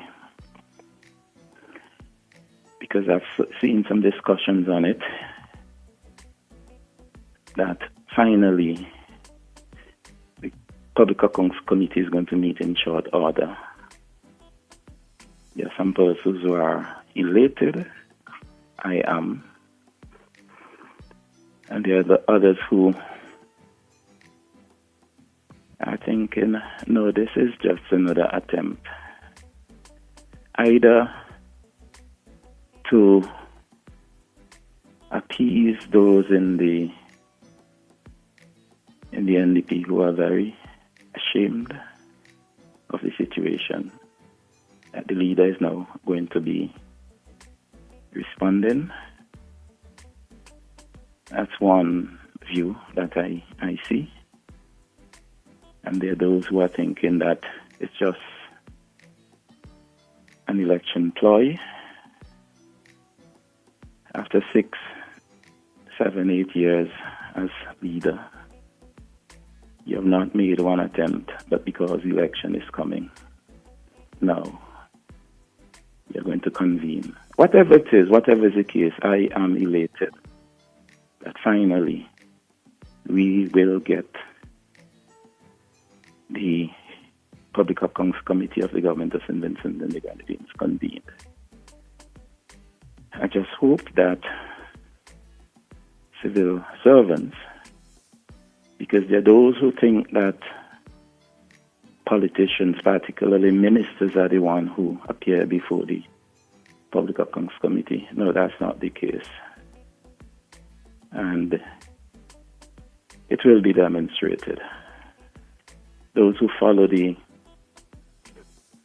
proceedings would see that politicians, members of parliament, are members of that committee. But members of the cabinet do not appear before the committee. It will be civil servants. Because those are the ones who have responsibility for government accounts. And I hope that they grab the opportunity that they have missed over the years to explain to the politicians how government works.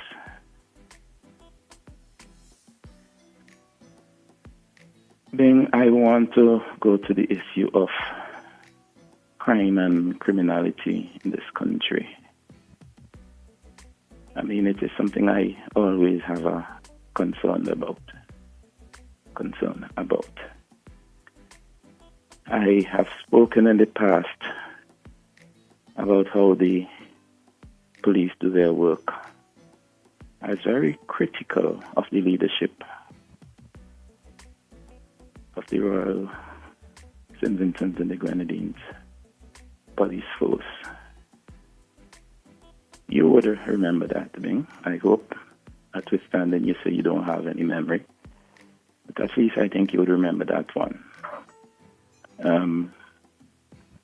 There were statements made right here by the leadership, members of the leadership of the police force, that I consider to be a threat, and I said so here. But at this time, I want to commend the police force for the work that they're doing. I know they do not have all the resources necessary present here in St. Vincent to do some of what is needed. But that doesn't say that they don't have it at all, because these resources are present elsewhere. Some of it right here in the Caribbean. And I know the way security works around the world, that these resources, if asked, will be made available to our police force. And I hope that it will be used. But in doing so, the important steps that they have to take, they know more than me, but I still want to encourage them to ensure that they pay particular attention to the chain of custody, so that when tests are done and the results are to be presented in courts, that this evidence will not be rejected because of any fault of our police.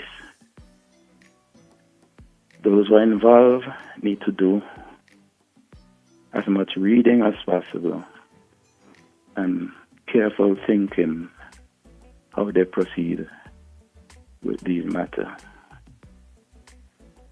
Then before I go, I want to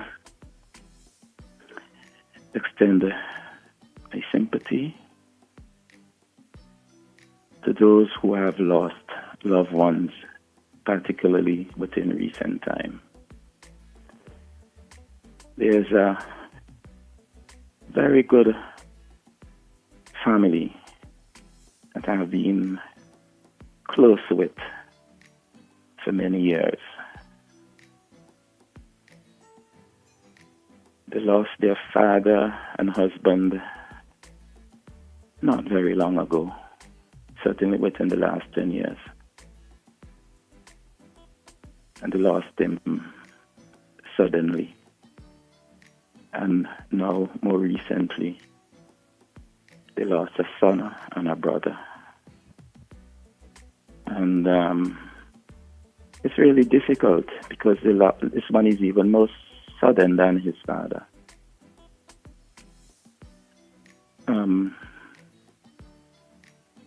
A very, for want of a better word, a very simple young man, talented, friendly. I did not even realize that Mawinsa Jack was that well known across in Vincent and the Grenadines until I see where condolences and an expression of grief were coming from. I want to take this opportunity to publicly extend condolences to Mrs. Myrtle Jack of Coleridge and her family on the loss of Mawinsa. So I want to encourage them to be strong. Being the young man who lost his life on the weekend, as Candyman advised, I don't want to be speaking too much. I don't know the young man. I don't know the family. But like Candyman said, when a person in that age group dies, I've experienced it, but not as close as maybe a mother or a father would be doing at this time, a brother or a sister would be doing at this time with respect to these young people. But I can only imagine how hard it is and the grieving that is taking place. And again, I want to sincerely extend my condolences to this family and to wish them all the strength that they need to go through this period of mourning. I hope that we can give them an opportunity to grieve.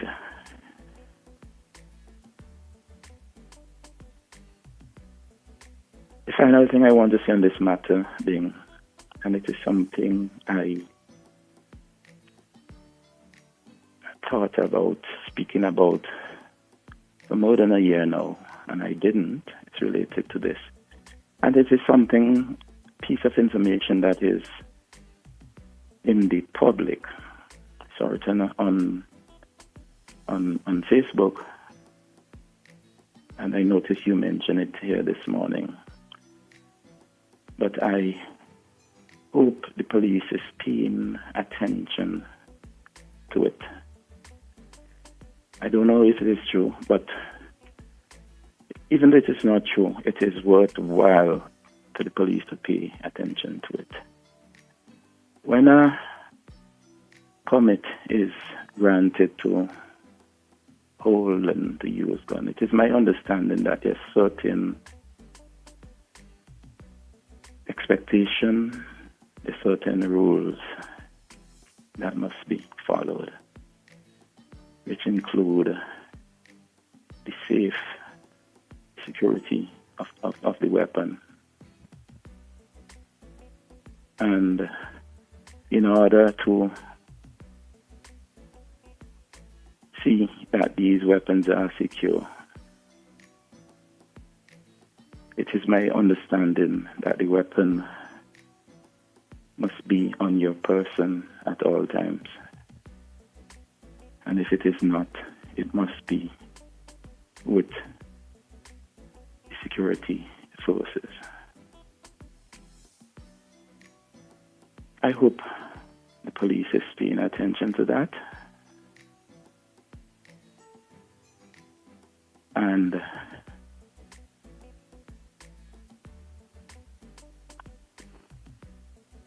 the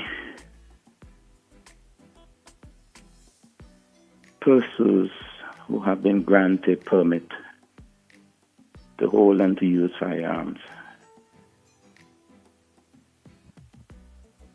that the police know when, and they must remind these persons, and they must take action, because it may well be a violation of the law for someone to be overseas and holding a gun permit to own or to use firearms. Well, to use, you can't do anything about it. But those who have permit to own and to hold firearms, I think it's an area that the police need to pay attention to. I want to wish you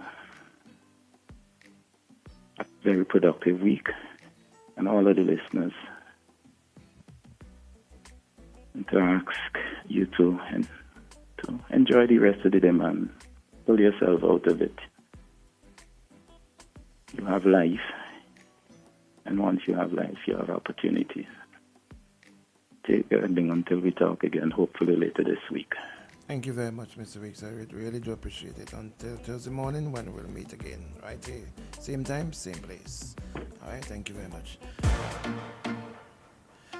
We'll take a quick commercial break and come right back. All right, let's do this.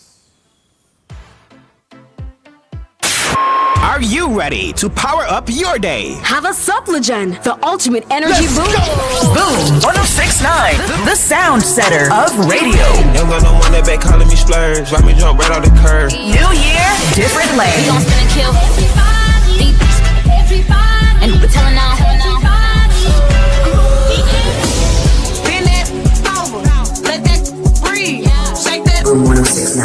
Hands on your knees. Unleash the sound revolution now on Boom 1069. You're watching IKTV, channel 112. It's all about you.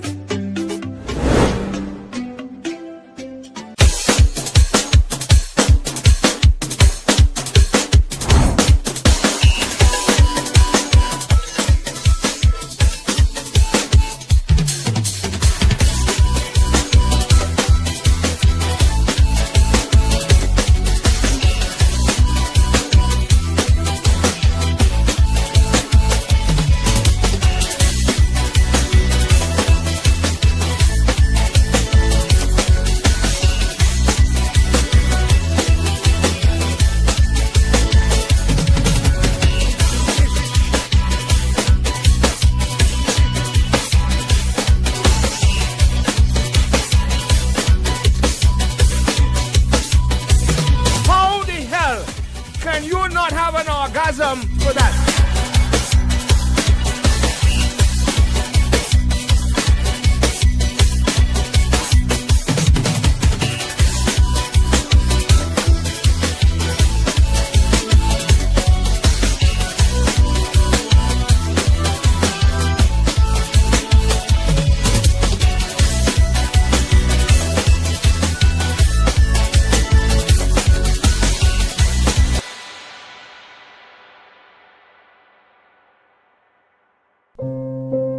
Paddler's Diapers. Paddlers for comfort, care, and cost. Absorbent, long-lasting diapers for babies and adults. I will only give my loved ones the best. Paddlers are available at Lanes and selected distributors. Lanes, the family store for value.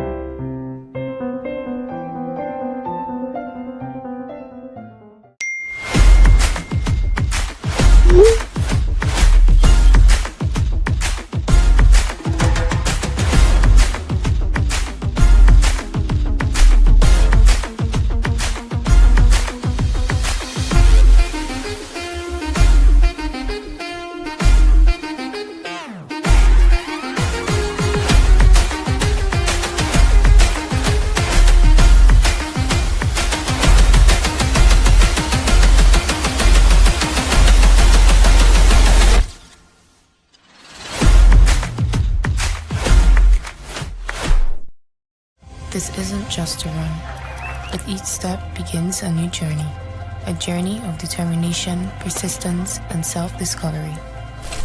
With each step, I embark on a quest to push myself beyond expectations, beyond standards. Each stretch, a reminder of the flexibility of the human spirit. With each step, I am breaking barriers. As I push to the finish, I'm filled with pride. Not just for what I've achieved today, but for the journey that has brought me here. This isn't just a run. It's a testament to the human spirit, and I am here for it. Island Sips. Beyond standards, beyond expectations, beyond water.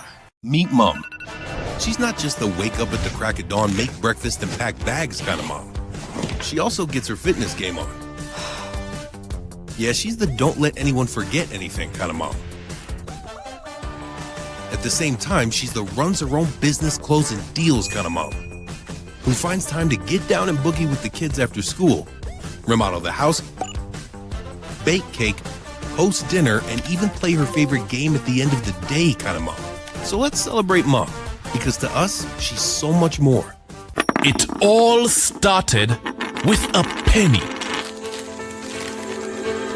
For over 85 years, we have invested in our farmers, fishermen, people, and our country. When we were called to serve, we were here. We understand what is valuable to our people and our country. That is why we support all industries, including tourism.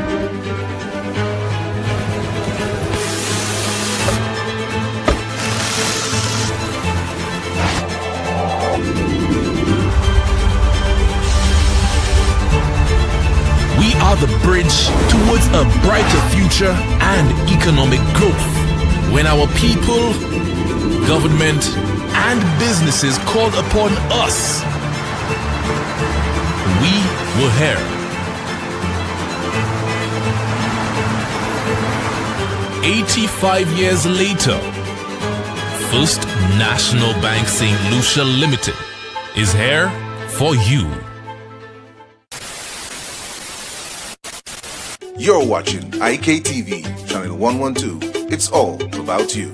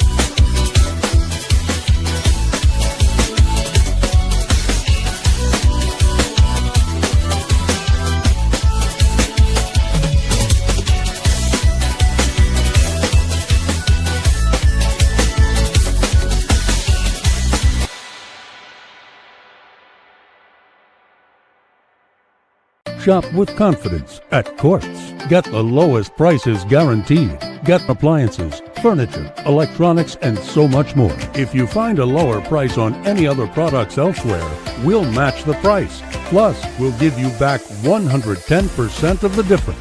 Shop with confidence only at Quartz. Bringing value home. Special conditions apply. Let's go! Boom 1069, the sound setter of radio. Ain't got no one that back calling me splurge. Ride me jump right off the curb. New year, different lane. We gon' spin and kill everybody. And we're telling now. Bend that over, let that breathe. Shake that. Boom 1069. Hands on your knees. Unleash the sound revolution now on Boom 1069. You're watching IKTV, channel 112. It's all about you.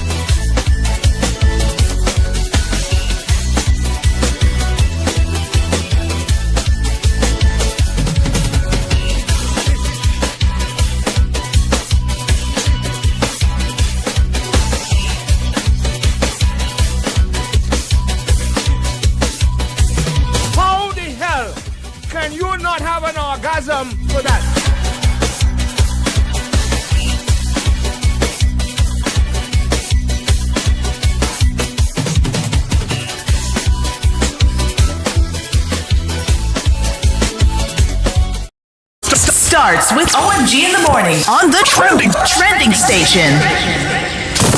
Wake up with the real Badman Bing and DJ Shady.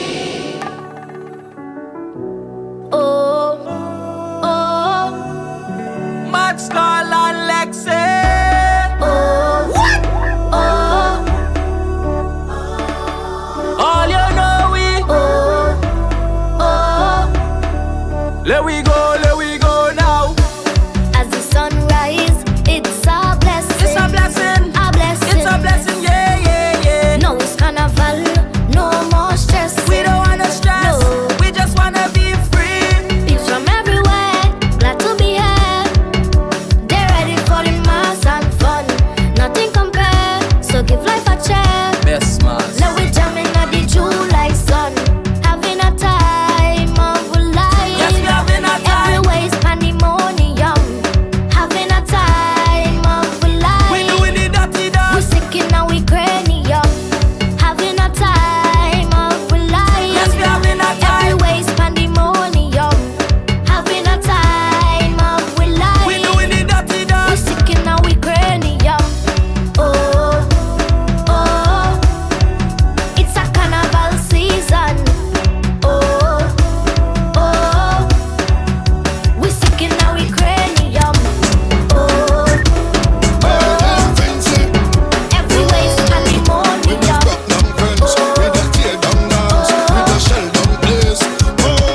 We come like the breadfruit in the saltfish. You know we gon' lash it up, put me in the party. You know we gon' lash it up.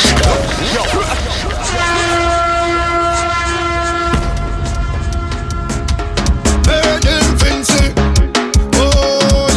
We just rock down friends, we just tear down dance, we just shell down place. Boy, we come like the breadfruit in the saltfish. You know we gon' lash it up, put me in the party. You know we gon' mash it up. Nobody could party like Vincy. With the breadfruit in the saltfish. You know we gon' lash it up, put me in the party. You know we gon' mash it up. Nobody could party like Vincy. So come on, no man, show them that you're bad. Come on, no man, let them know you're bad. Come on, no man, show up your hand. Come on, no man, show them that you're bad. Come on, no man, let them know you're mad. Come on, no man, show up your hand. Hey man, party nice, grab a car.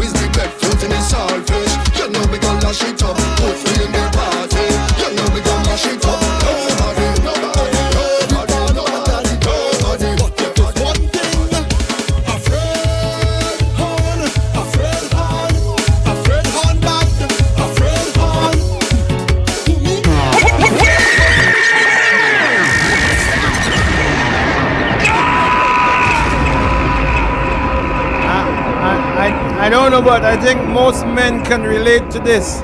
I can't speak for the women, but I can speak for the men. Bad and brave, but if it's one thing, afraid horn, afraid horn, afraid horn back, afraid horn. Afraid but bad, afraid but afraid horn, afraid horn, afraid horn back, afraid horn. Afraid but bad, afraid but.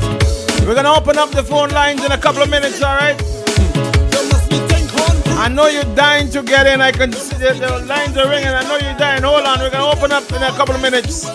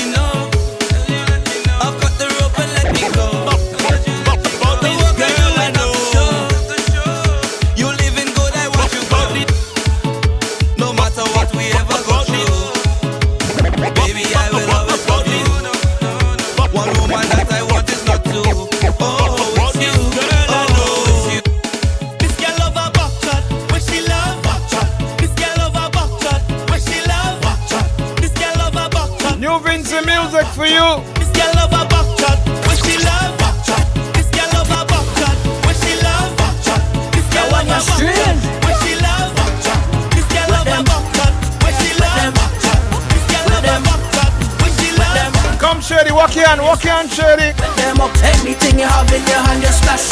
Wet them up, we don't give a damn.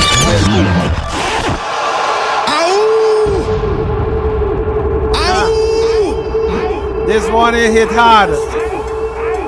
Pay close attention to this one. This is a creeper. That one you're strange. Wet them, wet them, wet them, wet them. That one in him splash. Wet them up, anything you have in your hand, just splash. Wet them up, we don't give a damn.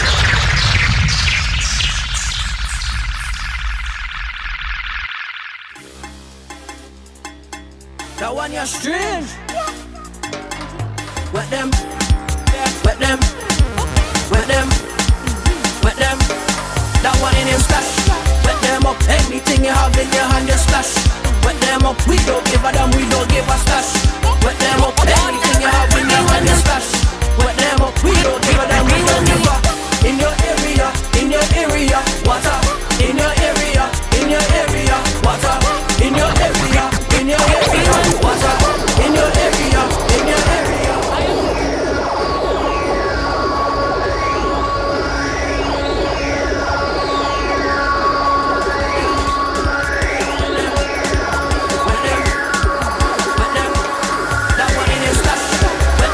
anything you have in your hand, just splash.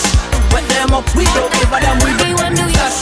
Wet them up, anything you have in your hand, just splash. Wet them up, we don't give a damn, we don't. In your area, water. Good job on this one, 24.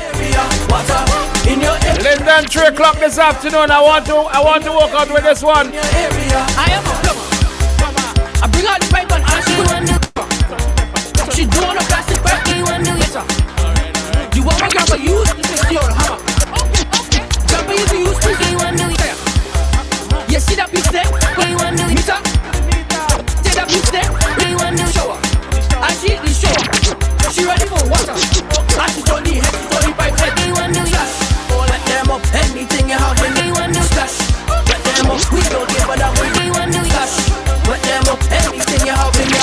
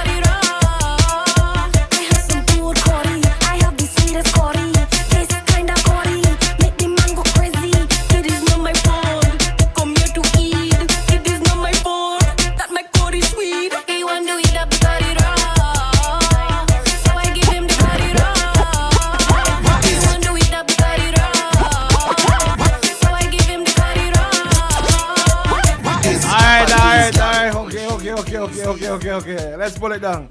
I promise we're gonna start taking your calls now. So let's do it. Let's jump into it. Let's take some calls now. Good morning. Good morning, you're live. Hello, good morning. Oh boy, sorry. I didn't do something right there. Okay, I think I got it now. Good morning, you're live. Hi, good morning, Bing and Shady. This is Nyla John calling. Good morning, Nyla. Of Rise Hiruna and Love in SVG. How are you today? Oh, well, you can judge from our mood. Well, from my mood this morning, I'm not doing 100% this morning. But hey, we got to do it.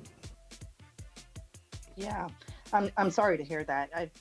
I actually, myself and along with two other board members, we visited St. Vincent last week. So we were in the country for about a week trying to do some work for our nonprofit.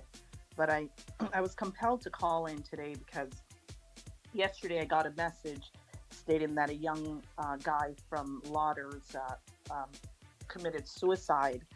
And actually one of my board members, she's originally from Lauders, and her and I had a long discussion on the unfortunate circumstances surrounding this young guy.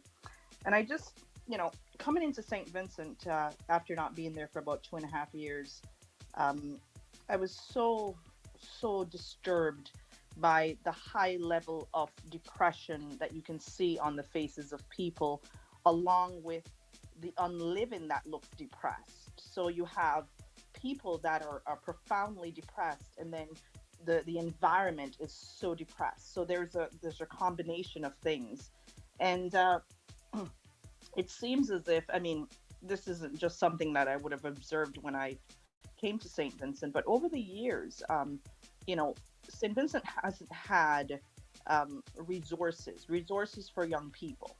So first off, when a young person says they're depressed, or even an adult, states that they're depressed or they're going through anxiety, mental health comes in many different forms, and anxiety is a form of mental, a mental health component. And it seems as if there's no resources. The Marion House is overwhelmed with lack of support. There are no counselors. The government doesn't have a psychiatrist because we have to put it on the government. It's the responsibility of the government to have a psychiatrist at the Mental Health Institute. We saw what happened during the Yogi affair, where she was injected by someone who is not a psychiatrist. A psychologist or a nurse cannot inject someone. So there's a lot of issues, happening in St. Vincent, and the youth seem to be completely there. They have failed the youth in that nation. They're on the blocks. Most of them are depressed. They don't have resources. And we spoke to a lot of young people when we were in St. Vincent. We actually covered the entire island. We did it in one day, and we saw the level of depression. You see them on the side of the street. They don't have jobs. They're trying to sell something on the roadside, whether it be a coconut slice or some bananas or whatever it is.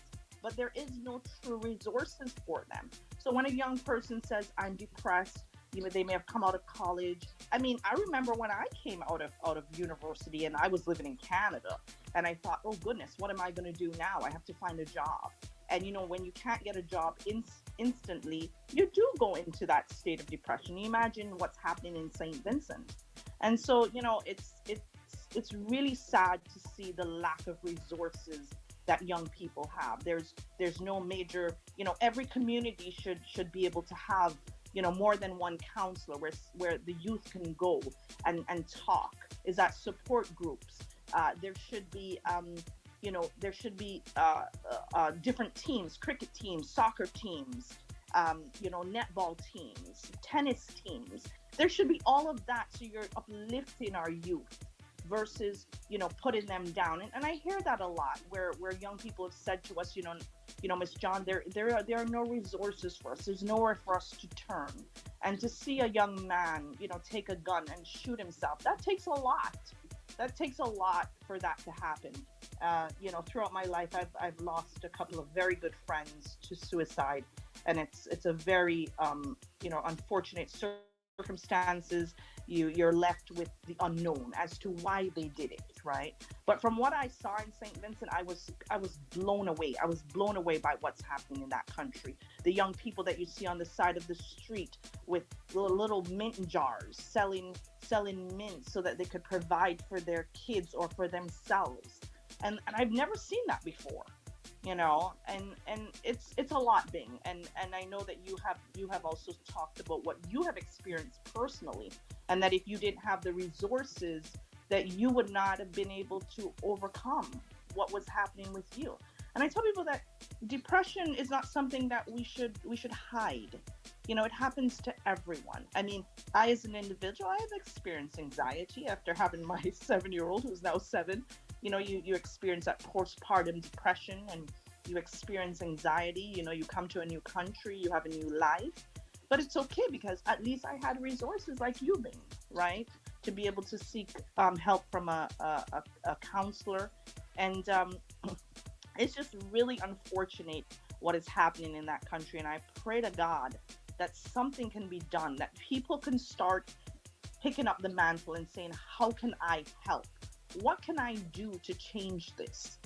And many people think that they can't, but every little bit counts, and we all have to contribute to the development of that country and to help to address the issues. I mean, for 14 years, Loving SVG and Rise Haruna for 7 years have been working endlessly for the people of that nation. We just haven't been on radio for a while because we've gotten tired of talking. So what we've done is just put things into action versus talking and talking. But I was compelled today to call in to talk on this issue.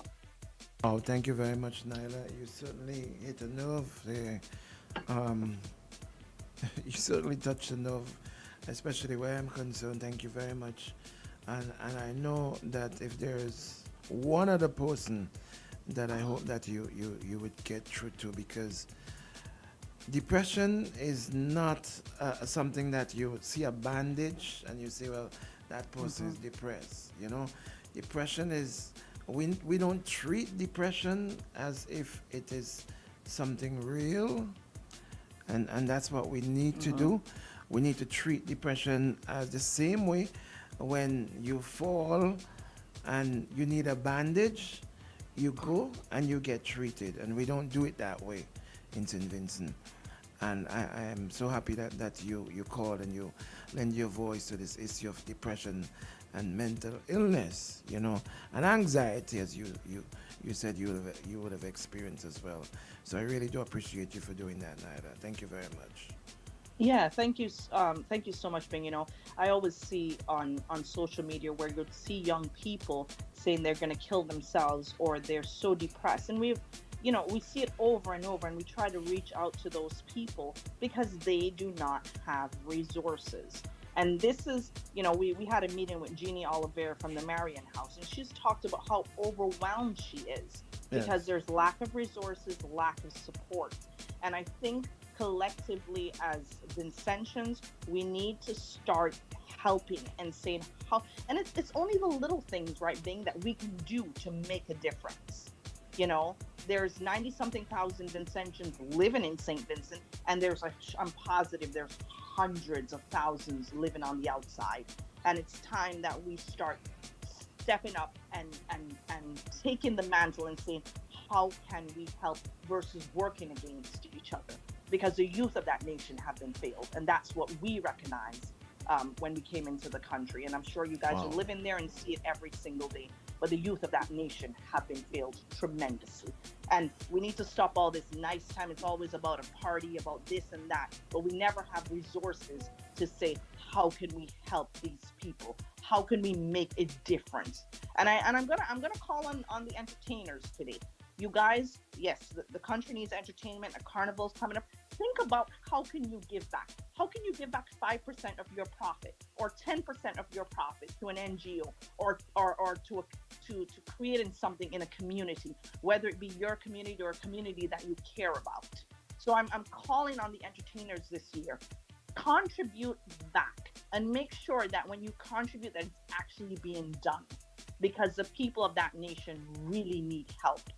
and all the distractions that I see in the country or about spiritual baptism, this and that. Well, if these religious bodies, they're religious bodies, dominantly Christian society, I've seen that the Christian society has failed Vincentians, because you could have resources. Every church could say, how can I provide resources to my community?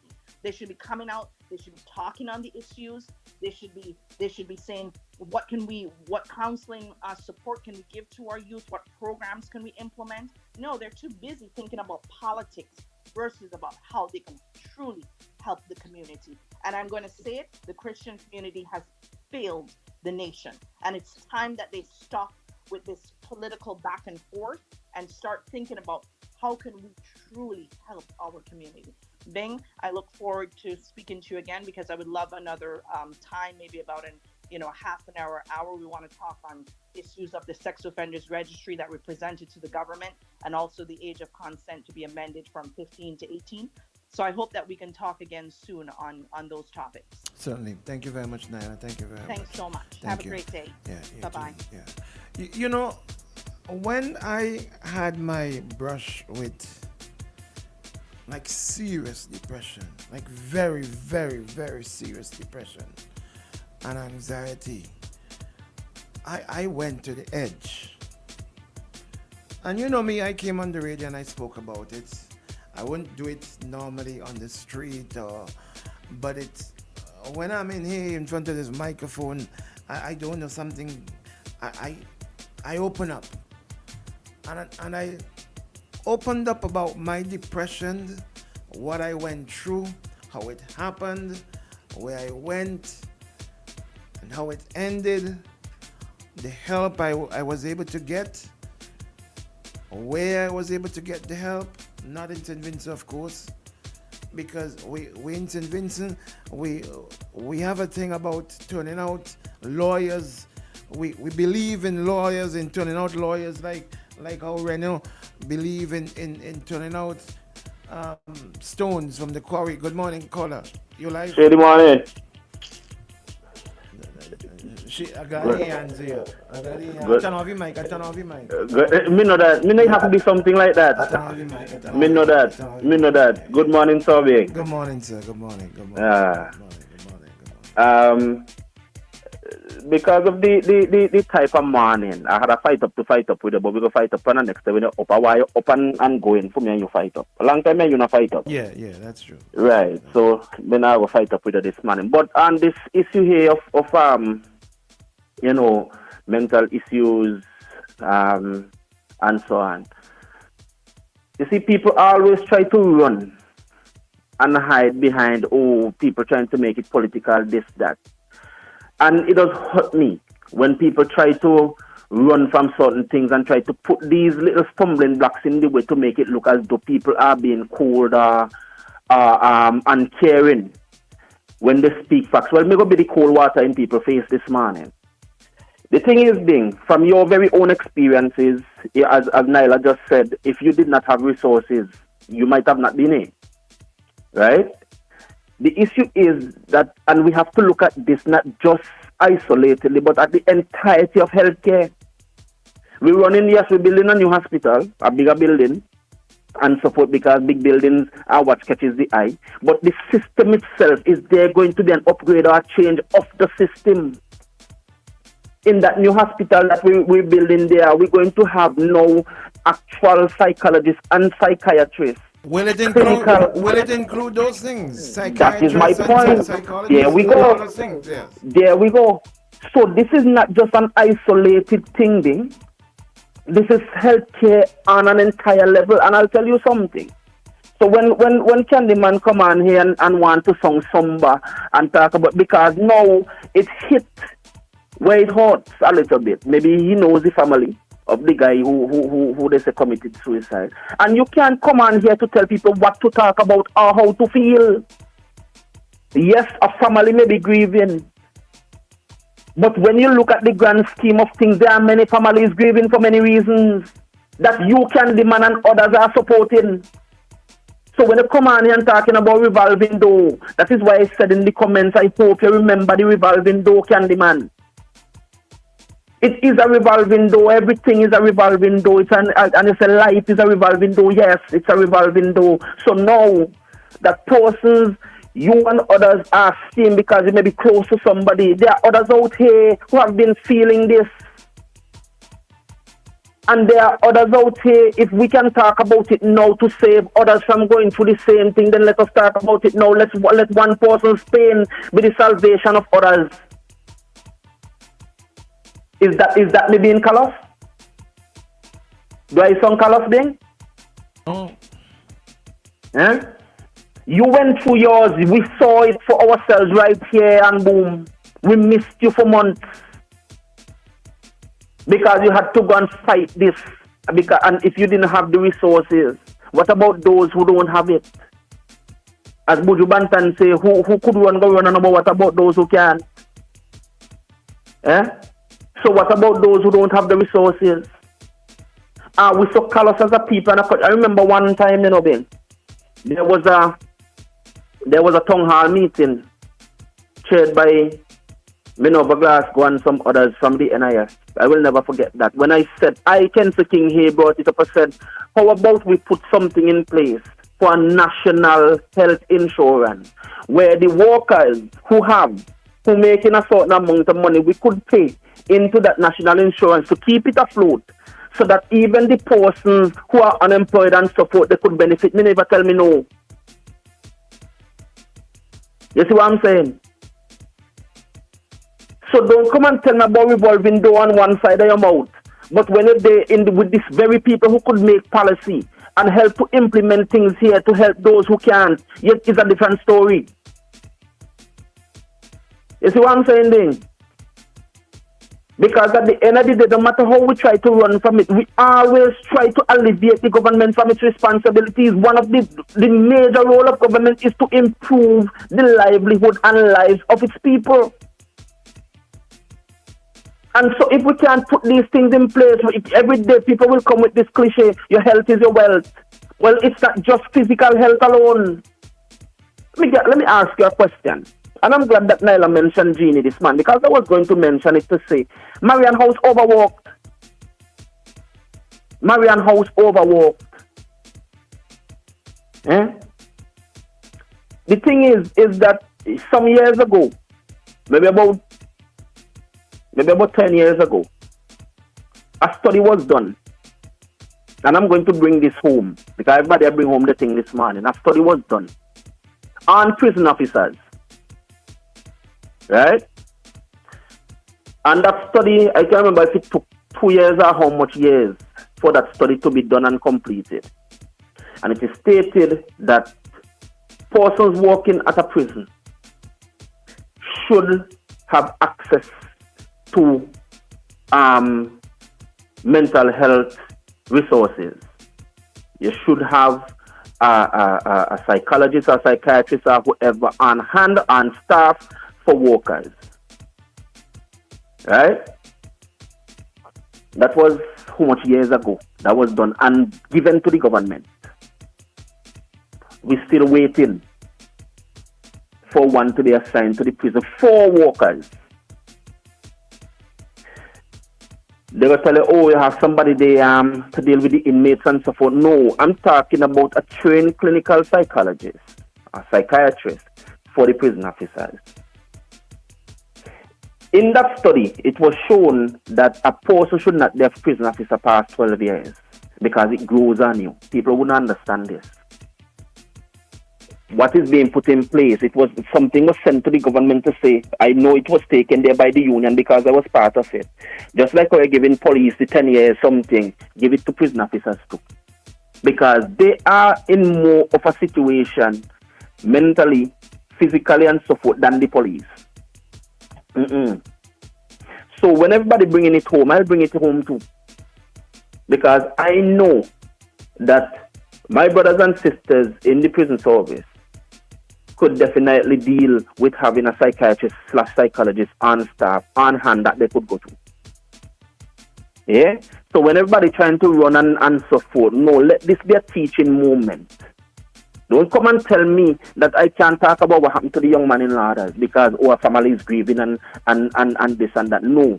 Let this say, be the wake-up call, maybe the wake-up call, the loudest clarion call. If Bing situation didn't shout it loud enough, if the situation with Abdul having to chop off the young woman's head didn't call it hard enough, with all the young people that we seen on the streets and stuff that not calling it hard enough, maybe, just maybe, this, maybe loud enough to say we need this here in St. Vincent. So, all in all, no matter how you try to run from it, it is political. Have a good morning, Bing. Thank you, my brother. Appreciate it. I want to go back to my situation because I remember Bassi saying to me, Bing, and this is his exact quotes, don't be afraid to speak about your situation. Speak about it. Somebody will hear you and somebody can learn from it. I'm wondering, like, why is he telling me this? And he said this to me years ago. He said, Bing, do not be afraid to speak about your situation on the radio. Someone will hear and someone will learn from your situation. It's sad. Good morning, my brother. Good morning. Morning. First of all, I want to say thank you for Nyla. Thank you to Nyla. Because Bing, yesterday Nyla fight up. Now day before Nyla fight up. Now last month Nyla fight up. Since me know Nyla when Nyla was living in Maryland. Before she moved to Florida. Nyla fight up. Nyla don't have to fight up. Because Nyla life good. But Nyla doing it out of love for her fellow Vincentians. Remember she not born there, but she a fight for Vincentian more than Vincentian who born there. So I want to say big up Nyla first of all. And I want to say thank you for Kenton and Kensu King for putting things into perspective, Bing. Now I'm saying all that to say this, Bing. I have a friend of mine who went Bishop College when I went to St. Martin's. She is a psychiatrist at Rikers Island in New York. She reached out to the government to see if she could help them free. She don't want no money. They ignore she emails with her S. Maybe in this. She see me in some of them. To go help out. How to reform. The girl is being recognized by the state of New York, brother. She wanna come and help our country for love our country, But them ignore she because remember she don't have no political affiliation, so them can't use it for political mileage. Yes, it's political. And all who say these things is not political, know what them do? Because they wanna paint a picture for votes. You remember when the man lashed some people in the head with a piece of pipe till one the man there? You remember that, Bing? Yeah. You remember the woman walking to work and a crazy man, they say, mash up that woman there. Nobody know any crazy man they knocking about all about. So, Bing, how much time you talking about this on your radio station and people come and say, oh, they have mental health people at Amsterdam, mental health people at Iraq, mental health people everywhere but St. Vincent. Bing, tomorrow them I go forget about this, and Bing. Tomorrow we are going to forget about this, and when the next one come, we go say, oh, we feel sorry for the parents and the family. No, we should feel sorry for the family next week who might experience this because of a lack of actions by us. Only two Japa people talk, Bing. Two Japa people talking, and when we talk, them I say we are run down the country. The same one of them who say they care about the family. Go and come and cuss me and you tomorrow on the platform and say I run down St. Vincent. We not share nothing positive. Be a negative thing I talk about. Instead of us realizing we have a problem, Bing, I know some of them not admit we have a problem, Bing, when I say St. Vincent was murder capital, per capita, then cost me, look, we had 3 homicides, big up 3 police officers for detaining the people them. But my question is also with that, how the footage leak? How me could see footage quite in Maryland, but when the boy been shoot, when my schoolmate Gleason get killed by police down Camden Park and people alleged police kill police, part of footage there. I remember that story there. So how come some footage leaking, but other footage goes to the bosom? Me not saying it is, and I'm not saying it isn't. But remember the situation in Don Camden Park, Bing? When people allege a police kill police by mistake or whatever, part of footage there, how that not leak? Bing, you have to pay attention to the things between the lines. Because they were a program we. But I want to say condolences to the family because, Bing, We don't know what kind of mental thing children are go through. We don't know what kind of mental thing people are go through. Depression is a real thing. And when Spectran reach out to the country, remember when Spectran had a mental breakdown, the whole country laugh after he? You remember that? But then we talk about we care, we not care. When Bing not on radio station, because Bing battling his thing, how many people reach out to you, Bing? And say, boy, we love you, Bing. Bing continue for the way the whole hand, Bing. We have been conditioned, I don't know if by politics or by media or by what's on TV, to be selfish. If me winning, me not care who losing. That mentality we have now. If me a eat a food, me not care for your food, me a eat, Bing. Remember, eat a food, politician go on a platform and say, man, I eat a food. If you really interpret how eat a food is and how people just eat food in St. Vincent and they're gonna be, me go eat a food. Remember the MX say, eat it long enough, now stop being greedy. Keep it real, partner. Give to the needy. If I really listen to the psychology of that. But anyway, I don't want to keep up the thing too long. Bing, continue doing what you're doing. Nyla, big up yourself. Kensu, big up yourself. But St. Vincent, we have to first admit we have a problem. A lot of people in St. Vincent don't want to admit we have a problem.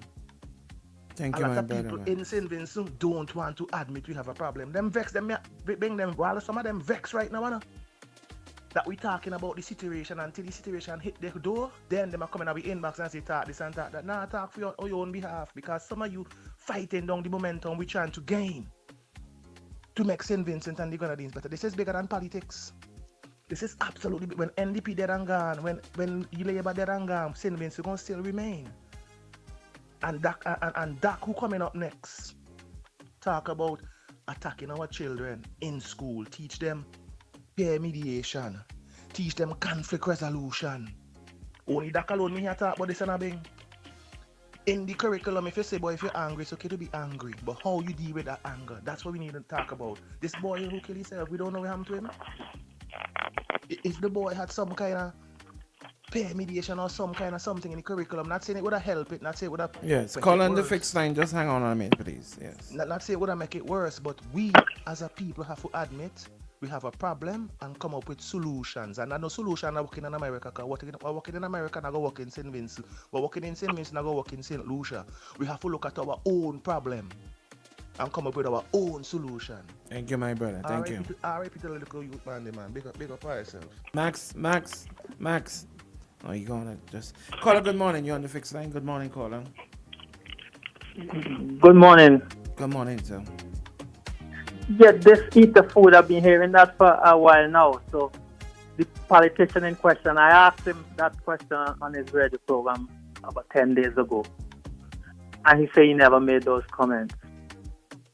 And I don't know if anybody have it on tape or something. He said he could sue people for it, but he says, he never made those comments. So I don't know. You ever heard those comments, or you just hear people say those? I've just heard people spoken about it. I've never heard it. Yeah. Never. All right. Thank you, my brother. Thank you very much. Yeah. Caller on the next line. Good morning to you. You're live. Good morning, Brother Bing. Good morning, Contamelius. Good morning. How are you? I just hope that you get over and you get better. No situations are we up some days and we down some days, but the good Lord is there, Bing. Take it to Him in prayer, and I know your faith is strong. And I'm praying for you too, okay? I'm praying for you, Bing. Thank you, my brother. Thank you very much. Bing. Boy, this topic this morning is one that really touched me. I coach soccer, as you know, right? And I'm involved with a lot of young people. And Bing, I can tell you, sometimes the issues that are brought to you, and it's not so much so that you put yourself in the way to hear people's business, but sometimes you're the only outlet they have to come and vent. And sometimes when you hear them vent and some of the issues that they vent on, you say, boy, we really need help in this place. We need more counselors. We need more psychologists. We need more psychiatrists. We need people to help our people. I will say something when you get off the phone that will shock you. Anyway. We need people to help, And in a lot of instances, we look at people and they go through their difficulties and their issues. And sometimes they don't want to talk. They keep it to themselves. You see everybody smiling, going hunky-dory, and everybody look good and happy. But sometimes deep down inside, they're carrying real issues. And I think it's time for us to do something. I know they have counselors in the school, but they are woefully inadequate. One counselor per school is woefully inadequate for some of the issues that go on in these schools. Being, and they might say, well, the people might say, well, oh, you have to put counselor here and all of that. We send with so many persons to train all different fields. Oh, look at the amount of lawyers. Look at the amount of doctors. And I'm not saying that we don't need them, but can't we look at the possibility of guiding with the schools with the correct guidance and so on, guiding some of our budding academics into different fields, where we need it, because we do need it. And in these times when things are happening so fast and the pressures are coming on so fast, we need that kind of assistance, We need that kind of assistance. I know of a counselor friend of mine who, she is so overwhelmed that she had a turn with people. She can't take on too much because the counselor himself will need somebody to vent to. But that is another story for another day. But I want to offer my condolences to the family of that young man. Yes. I don't know what happened. I wasn't there, but I know a lot of young people are going through a lot of turmoil and difficulties. I hear it from them. They come to me, they talk to me. I refer them to other people, and they tell you. And sometimes you marvel at some of the issues that they're going through. And we need to look out to help. We need to look out to help. We say we are a Christian society. We need to see how best we can look out to help. We need to go back to that stage where we can have the village helping to raise a child. We need to look out for one another. We need to get back to that extended family. Everybody now is into their own little bubble, and we don't care what happens. If our bubble is good, we don't care if the other next door neighbor bubble bust. But we need to do something about that being. Blessings. Call on the WhatsApp. Before I get to you, I wanna say something, and I know a lot of people are calling. Someone else is on the fixed line. On the WhatsApp, good morning to you. Good morning to you on the WhatsApp. Good morning. Hi, good morning. Good morning. Let me just say something before you start. Yes. Okay? Sure. I was trying to get into the point of one of Bassi told me, Bing, share what is happening to you because you don't know who you may touch or whom you may reach. When I shared my situation of how I went through, how I was going through, how I went through depression, and what happened to me, what almost happened to me. I tell you, I had media personalities, I had business people, I had teachers, I had all kind of people reaching out to me, telling me and sharing with me that, listen, I am going through it right now. And they ask me how they can, and I know some of these people are listening to me right now, and I'm sorry that, I know that some of them can't call. They would be reluctant to call. Media personalities, like big media personalities. And it's sad because when I told them what I had to do, they couldn't afford it. They couldn't afford to get the help in terms of the cost of getting it done, the cost of the therapy and all of that. They couldn't afford it. And it's sad. And, every now and then I've got to check in with them and say, but anyway, caller, let's go because we got Dr. Richards to come. I don't know if he's going to come this morning. I haven't heard from him. Good morning to you calling the WhatsApp. Yes, good morning. Good morning, Shady. Good morning. After having heard of this incident that happened over the weekend with the young man, tragic to say the least. I mean, I couldn't help but just spend the morning introspecting, just self-reflecting. And I want to encourage more of our people back home to do that, because we need to ask ourselves, are we doing enough? Are we contributing enough to our communities, our society in general? And I'm not speaking in terms of financially or in work or in career. I'm talking about love. I'm talking about reaching out to someone, looking beyond what the person looks like, what they dress like, how tall or short they are, looking beyond just the superficial and reaching out to somebody and saying, hey brother, hey sister, are you okay today? How is everything today with you?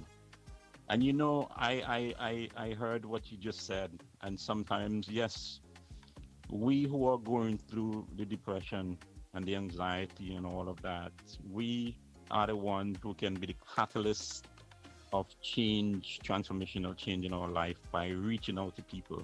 But not everybody have that capacity to so do. And so sometimes the onus is on us, the rest of society, to look out for our brothers and sisters, to reach out to them in love, not with guns and cutlasses and knives and whatever, or harsh words or nasty looks, right?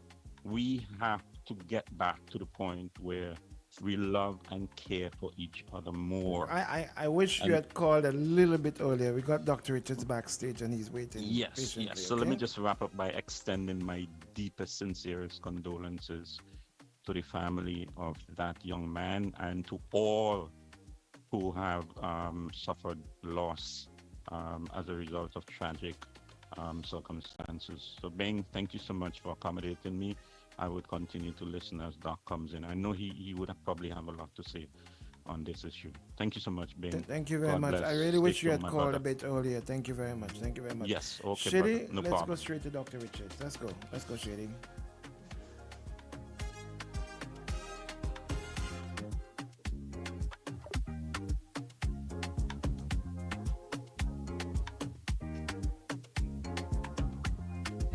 Let's check in with the doc and look at things with a wider lens.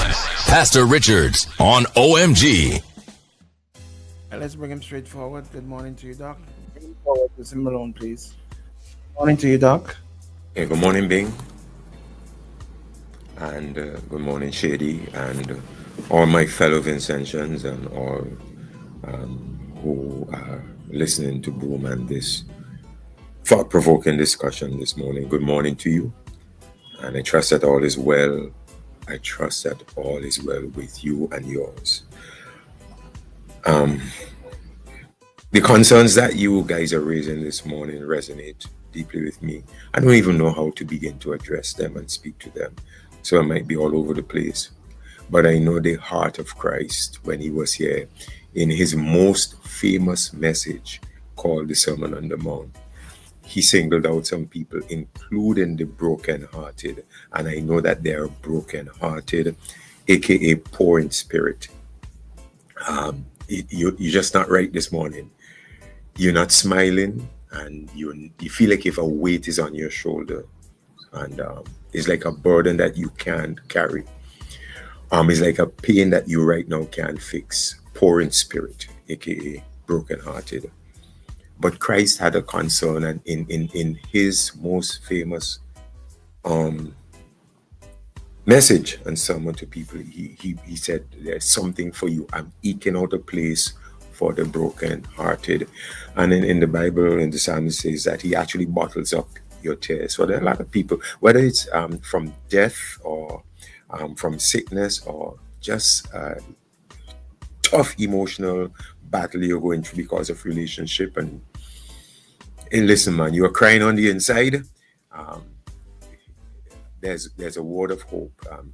For those who are anchored in scripture, there's a word of hope.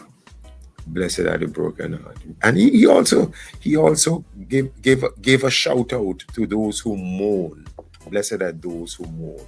You will be comforted. And so I just want to give, following in the wake of Christ, to give a shout out to all across in Vincent and the Grenadines, not just in the specific situations that we have highlighted, but the many that we don't even know who have similar issues of mourning, being poor in spirit, feeling burdened down, and some might even be depressed.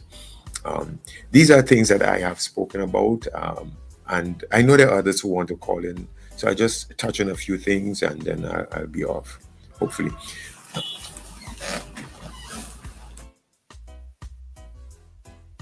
I have long spoken about the issues that you guys are calling in about, which is why I am heartened today. And I'm pleased to hear at least we are spending one morning to divert from the usual fare, the usual stuff, and to bring to bear this issue. There are three things around which I'm not using Maslow's hierarchy, but there are three things around which, when we are okay in these three areas, we're okay. Physiological needs. Those things matter, whether it is roads or housing, your income, food to provide what you wear, shelter. These things matter to you, and so when you can't get employment, or you can't pay mortgage, or your roads to your house is washed out and all of that, you complain, and you agitate, and you push hard, you ventilate to get something done about it. Rightly so, because it's an important area of human need, physiological needs. But currently our loudest narrative and agitation seem to be within the realm of the physiological, and who ought to make things better so that your physiological needs can be provided for. And in the shadow of the physiological needs, very important needs go unattended. Bing, you highlighted some, and I appreciate your testimony as you spoke about the weight that you carried. Sometimes you are so transparent that it is helpful. Being is not that you don't have means, to take care of your physiological needs, but when you were going through what you were going through, all that you had, whether it was your ride, where you live, how you eat, how you dress, being that when you were going through that, because emotionally and psychologically you were not in a good place, all those physiological things got subsumed or just moved to the periphery, because you needed to be right emotionally, mentally. And the other need, let me just bring it up to, is spiritual. I'm not saying Christian. There are different ways in which people access the spiritual. A large part, what I promote is do it through the Christian avenue, but some people choose other avenues. But the spiritual connection beyond yourself is very, very important need. But that gets shunted off to the side. And whether it's me or anybody else come on this station or anywhere else and try to push a narrative of spirituality and getting connected, rightly so, spiritually, people get bored, or they have other things to say and all of that, as if the spiritual dimension is not that important. And my narrative for some time, I've tried to say, guys, let's talk about other things other than the physiological. And I've said, let's talk about things in the mental and the spiritual. And people don't have time for that discussion. And I ask myself why. And Nyla made some very, very good points. I appreciate your point, Nyla. And from where I sit, because I am in the helping profession, and counselors and psychiatrists and psychologists, Nyla appreciated the distinction between them. Skilled workers in that sense, helpers, skilled helpers. We know the immensity of the problem that is not spoken about. Maybe you want to get up every day, once you're okay physically, once you're okay, your physiological self, your body's functioning right. But there are many other things that need addressing. And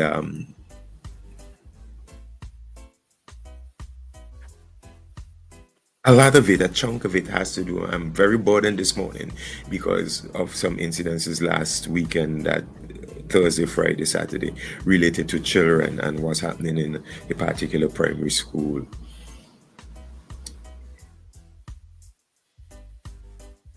But they're not getting the requisite care, they're not getting the requisite guidance and instruction and therapy.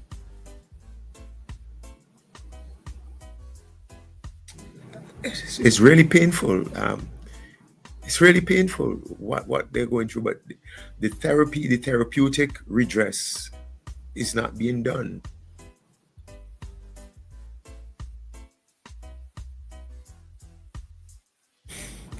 And Nyla's question is why? Why? And the answer is, there's a simple answer, but it's rather complex. Number one,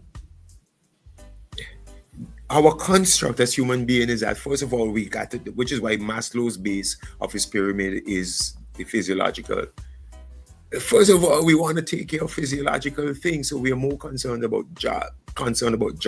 We are more concerned about roads. We are more concerned about ride. We are more concerned about taxation. We are more concerned about roofs. We are more concerned about lumber, galvanized, and cement. We are more concerned about clothing and whether we have food and what the prices are and inflation. We are more concerned about all of these things. So when things go askew in mentally and emotionally, we don't really ventilate much and give much talk to it and agitate much. We don't. So that's one part of the problem, our own prioritization, what we come on radio and talk about every day. We talk about what is near and dear to us, what's seemingly important, but we don't have discussions like these every day or often enough. Because that's one part of the problem. Prioritization. And another part of the problem is that care. Who is there? I happen to know that proper therapeutic intervention takes an immense amount of time investment to do it right. How you do your intake, how you structure your therapy sessions, how you progress through the sessions, etc., etc. It's a lot. Therapy is not done in a one-shot thing where you sit down with somebody for 40 minutes and then it's done. And we don't have a lot of people here in St. Vincent doing it. I mean, we just dealing with the tip of the iceberg, whether it is in school or employment. I don't know that many firms have a structure where they have a therapist that can. Kenson, you talked about this in your profession that you need therapy, but I don't know that part of the employment, part of the package of what is offered, that firms have a go-to therapist that will help with the mental state of their workers. We're all across the board, and we have a paucity, insufficient resources, people resources to address the problems and the issues that we have, and consequently,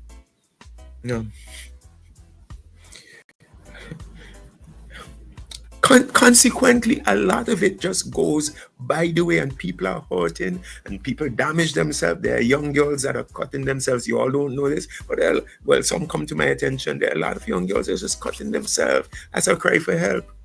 People call me. A lot of you listening know this, that even you yourself have called me and said, Pastor, deal with this person or deal with that person. And from time to time, I take them on, but from time to time, invariable, because I'm only human. What do I say?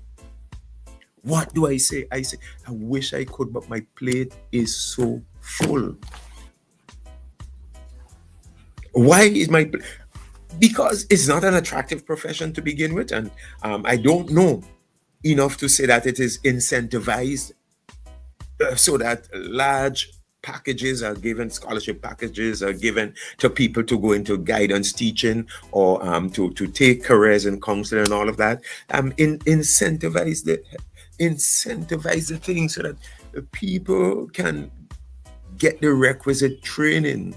So just like we have people want to go into the law profession, people want to go into medical profession, doctor, people go into accounting and get the ACC and all of that. But who is going in to counseling to fill this gap and to fill this need, and why are they not going into it? And how can we incentivize that? So Nyla, you are right in many respects, and who followed you? Truth Seeker, you are right, Kenson. A lot of what you said there, you're stirring the pot, and very interesting discussion. But there is an issue. There's an issue beyond the physiological that we pay so much attention to. There's an issue related to how we attend to the emotional, mental need. First of all, how we prioritize it in and of ourselves. And secondly, what the resources are and how do we build resources here in St. Vincent to meet this need, because there is a need for more people resources. How do we do it? And then the spiritual.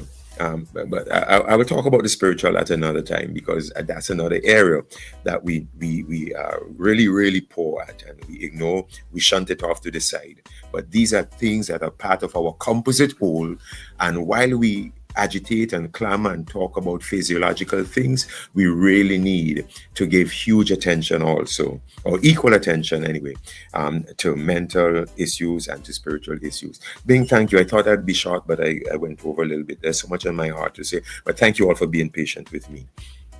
Thank you very much, Doc. I saw that the guys put up on the screen here a comment which was made. Our culture have a negative stigma about therapy. Nevertheless, we all need therapy. Do you find that in your workings, Doc? Yes, Bing. People think that it's a bad thing, and even let me tell you, one of the areas in counseling, and relationship counseling, we have a lot of young couples and other couples, and the men just don't want to show up for counseling because they think that's a signal that something is wrong. And I usually tell people, no, checking in for therapy is a signal that something is right. And you just love healthy conversations, and you shouldn't wait for things to fall apart to seek out counseling. Counseling is a rather wonderful thing, but when you start going for counseling, people think your relationship is bad, or you're losing your mind, or there's a word you use, you're mental, and so there is that stigma about people doing this very healthy thing. But elsewhere in other advanced society, and I have friends, and they're well-to-do. When I say well-to-do, they're in different countries, and part and parcel of what they do, they just have regular sit down and talk with their mental health therapist, just check in and chat. And it's a great thing to do, but we have debased that practice, and we, like I said, we have not prioritized. And by the way, when people are walking on a shoestring, which some people do walk on a shoestring, the tendency is like, man, if I had the money, I would do it. But right now, I had to buy books, I had to buy clothing, so our priority is right now, with whatever little I have, I gotta take care of the physiological needs. And being, like I said, you know only too well. Look, listen to me. Because of what I know, and it pains, because of what I know about what children go through, and a lot of the psychological issues.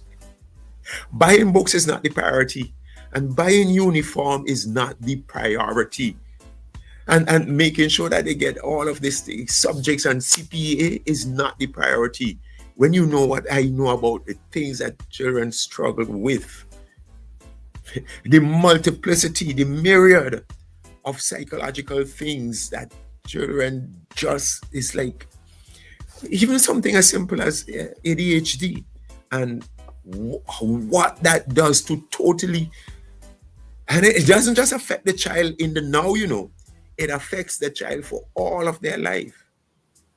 Parents don't pay attention to that. It's a simple thing. But parents don't pay attention to that. We physiological, buy books, send them to school, make sure they pass CPA and all of that.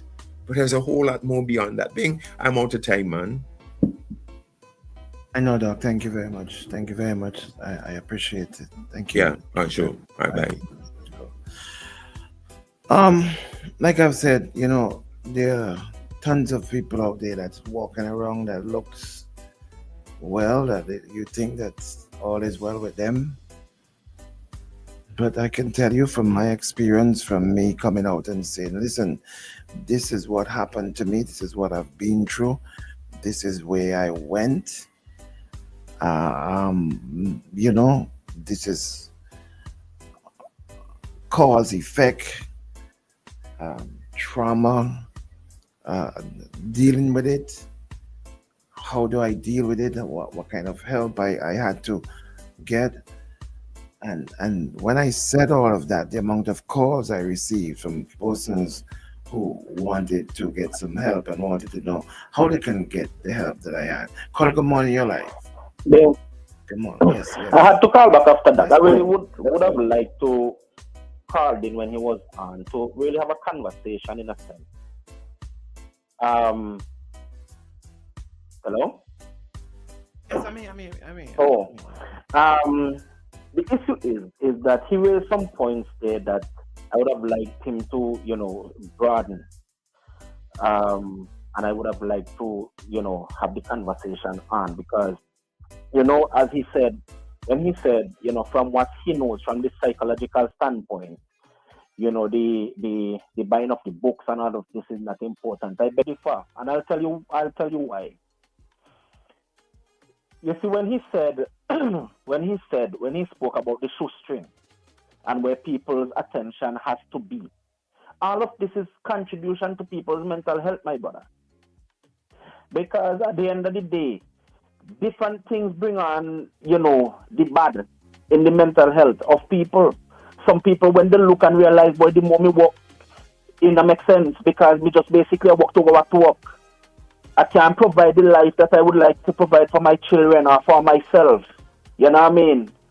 It's like you can't see no way out. You borrow a loan here, you have to go quick cash to try borrow a loan to cover the one day.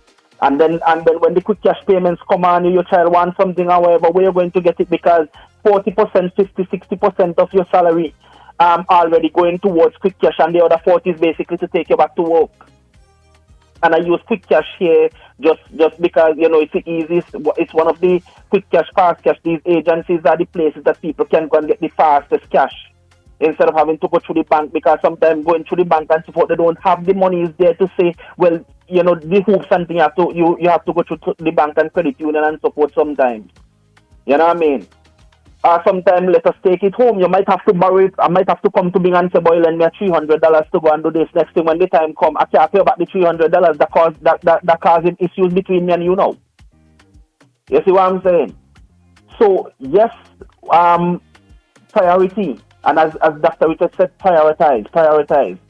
But how are you able to prioritize if you don't have the means to prioritize? Do I make sense? Certainly. If you don't have the means to prioritize, then you're basically surviving. So that prioritizing that Dr. Richard spoke of there, some people can't prioritize, they are surviving. They are just basically trying to survive. They can't even use that word prioritize. Because we know that you prioritize paying your bills because you want to keep your utilities, and some people can't even look at that. Sometimes people have to skip months in paying a bill. And so all of these things, while I get what Dr. Richards is saying, I think it was a bit flawed in the sense of when I say prioritize and the things that you have to focus on. Sometimes these very things that you focus on are the issues that cause the mental health issues. Because when you look at it being as you have the means and could do certain things more than some people. So imagine the people who don't have the means to do certain things, basic life. I'm talking about to give themselves a basic life. Think about that, because when you don't have the jobs in place, when people can't make the salary to live the life, when inflation goes up and people can't meet the prices for food, for basic food, basic clothing, basic paying your utilities. These are things that are basic to the human right now, to the human society. You know, the paying of the bill to make sure that you're good and so forth. So if you can't have these basic things in play, it is going to play on your mental health. So while we want to dig deeper, we have to look. We can't pass these things on the surface. We can't pass these surface things and delve so deep without dealing with these surface issues first. Because again, if people don't have the means to just basically live, they're basically trying to survive. They're eking out an existence that sometimes is not even there. You know, and I would have liked to have this conversation, as I said, with Doc, so that I know he means well in what he said, and I understand what he was saying, but I can't get past that we have to deal with these surface things first. You see what I'm saying? Because these very things that may be trivialized in, we prioritizing these things, but they're not important. No, they're important because this is the everyday life of.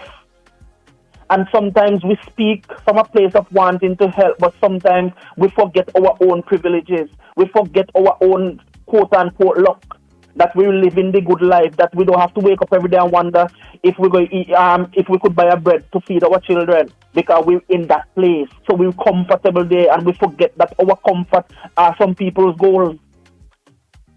Have a good morning, brother. Oh, thank you very much, and you too, my brother. Thank you. Have yourself a good morning. Okay, we don't take any more calls. I'm just gonna wrap up the way I started. Sorry, no more calls. I see the phone line ringing. But this conversation generated from a conversation my son had with me last night, in which the young man who according to the news, inflicted gunshot wound on himself, which causes death, is someone who he knew, who he went to school with, basically, took his life. And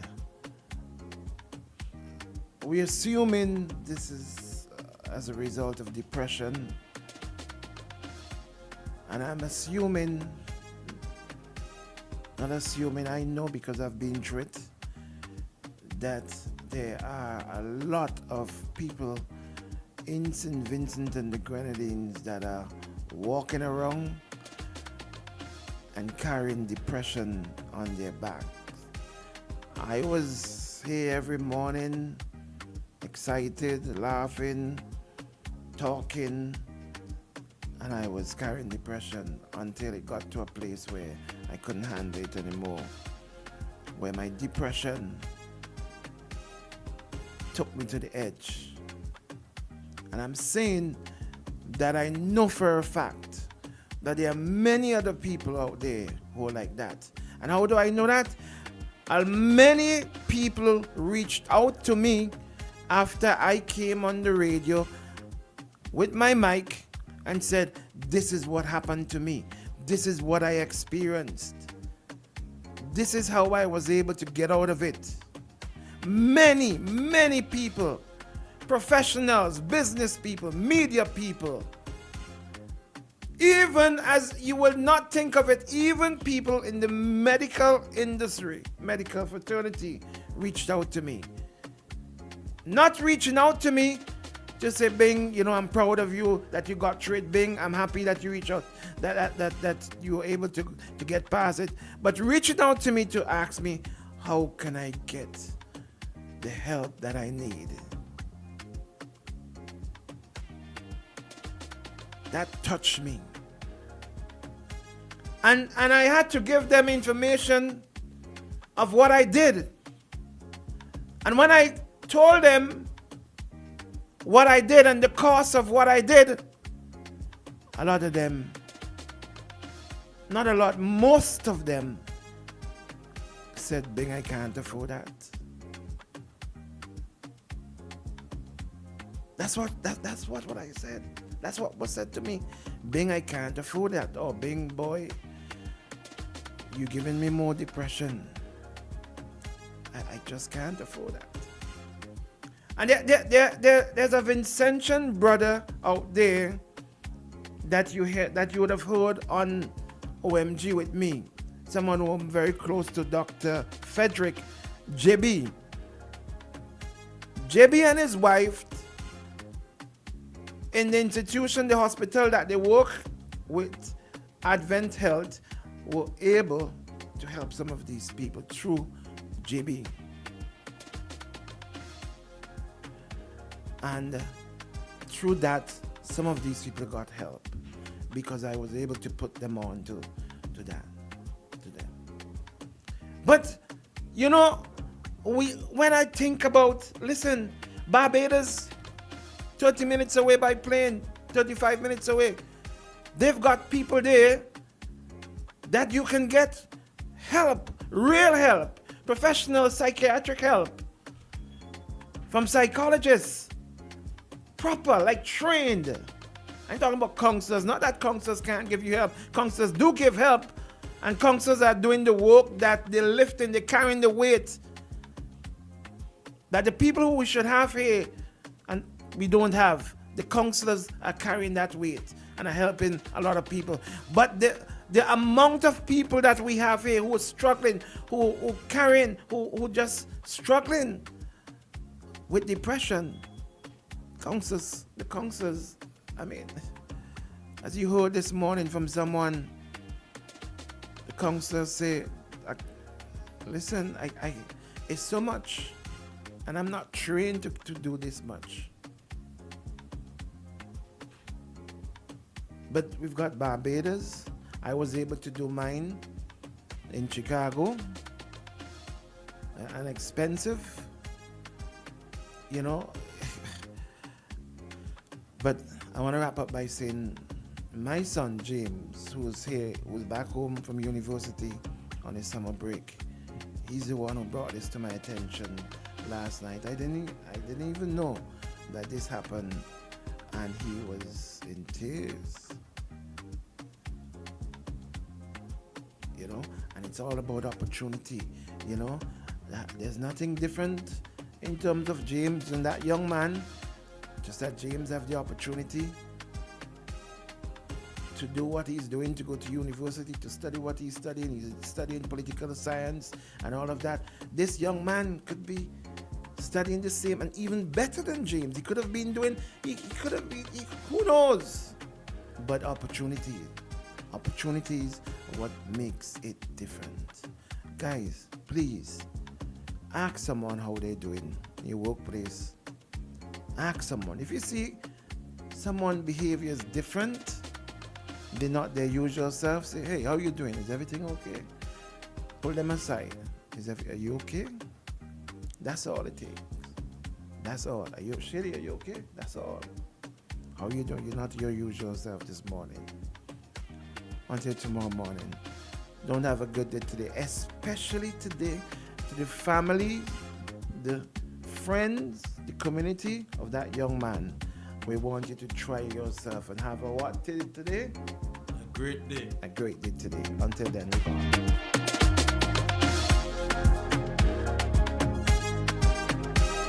Your local one-stop shop in Vermont Village. We're open every day, even on holidays. Monday to Thursday from 7 a.m. to 9 p.m. Fridays, we keep the vibe alive with the hottest DJs until